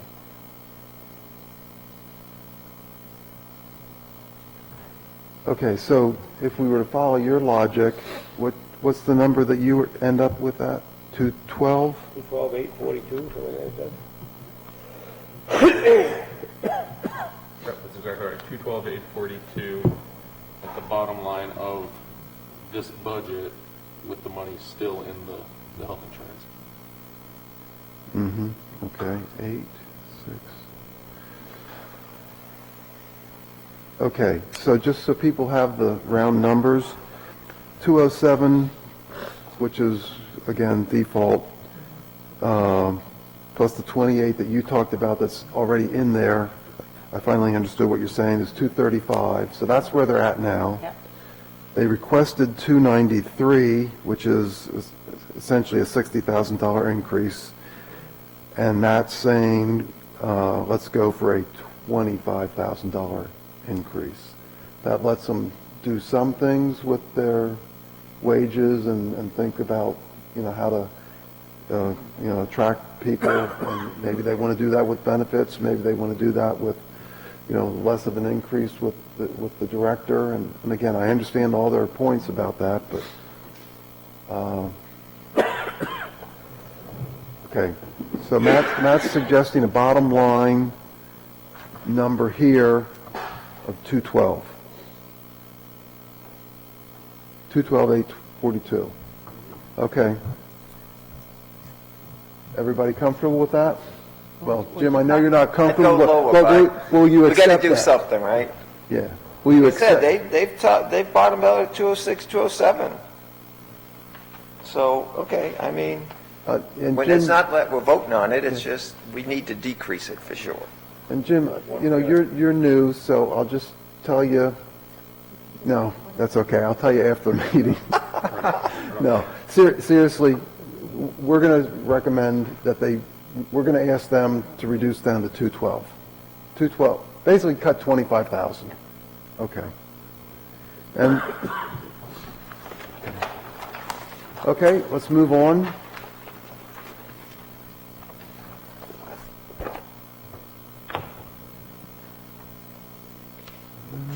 Patriotic purposes. Patriotic purposes. Any discussion there? What about the obsolete accounts? No discussion. Donations? I have a question. Oh, I'm sorry. Didn't we used to have the 250 line?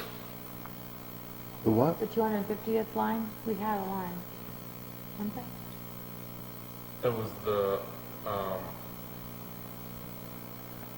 We would put money aside for the 250th anniversary every year. There's an expendable trust fund. That's a warrant article. that's a warrant article. What was in the budget was, no, that was If it was in the budget, it would still be here. yeah. Okay.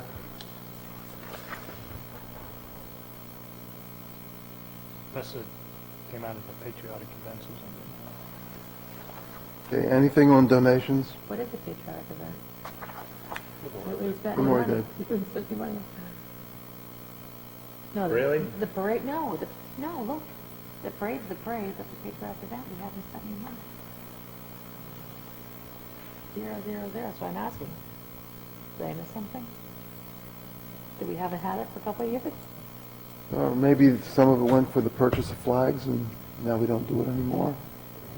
So I actually think like a good example that could have used some of that funds was when they found that new grave site on that little cemetery down on I don't even know which street it's on, but something like the rededication of that, that's or something here at least not. Okay, let's move on. $300. Okay, anything in conservation?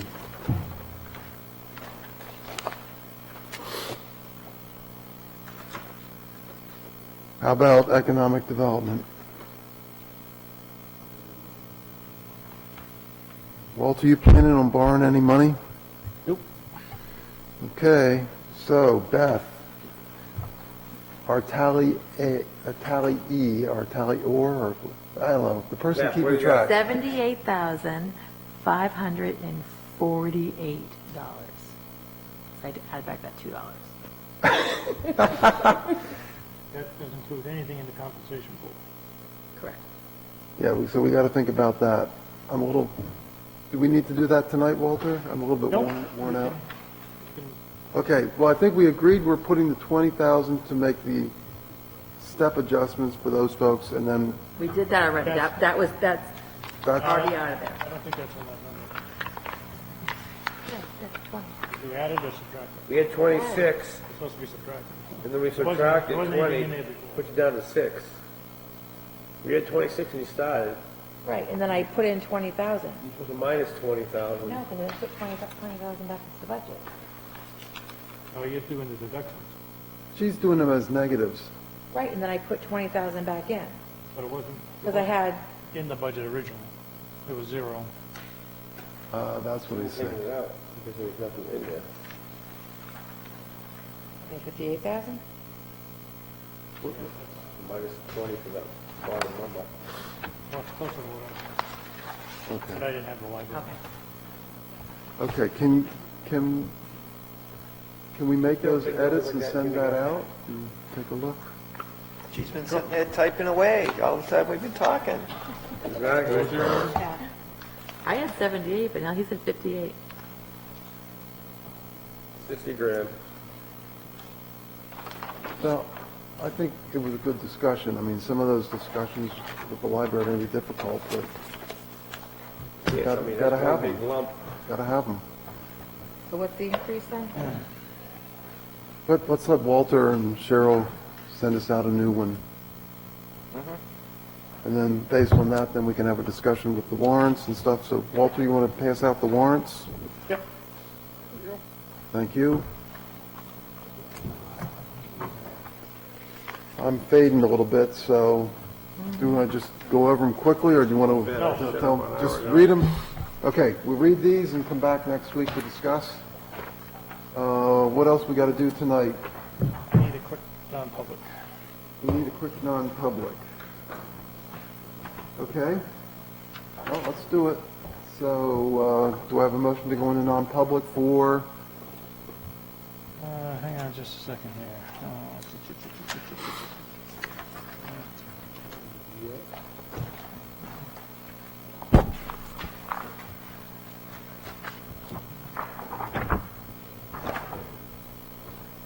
E, I'm sorry? E.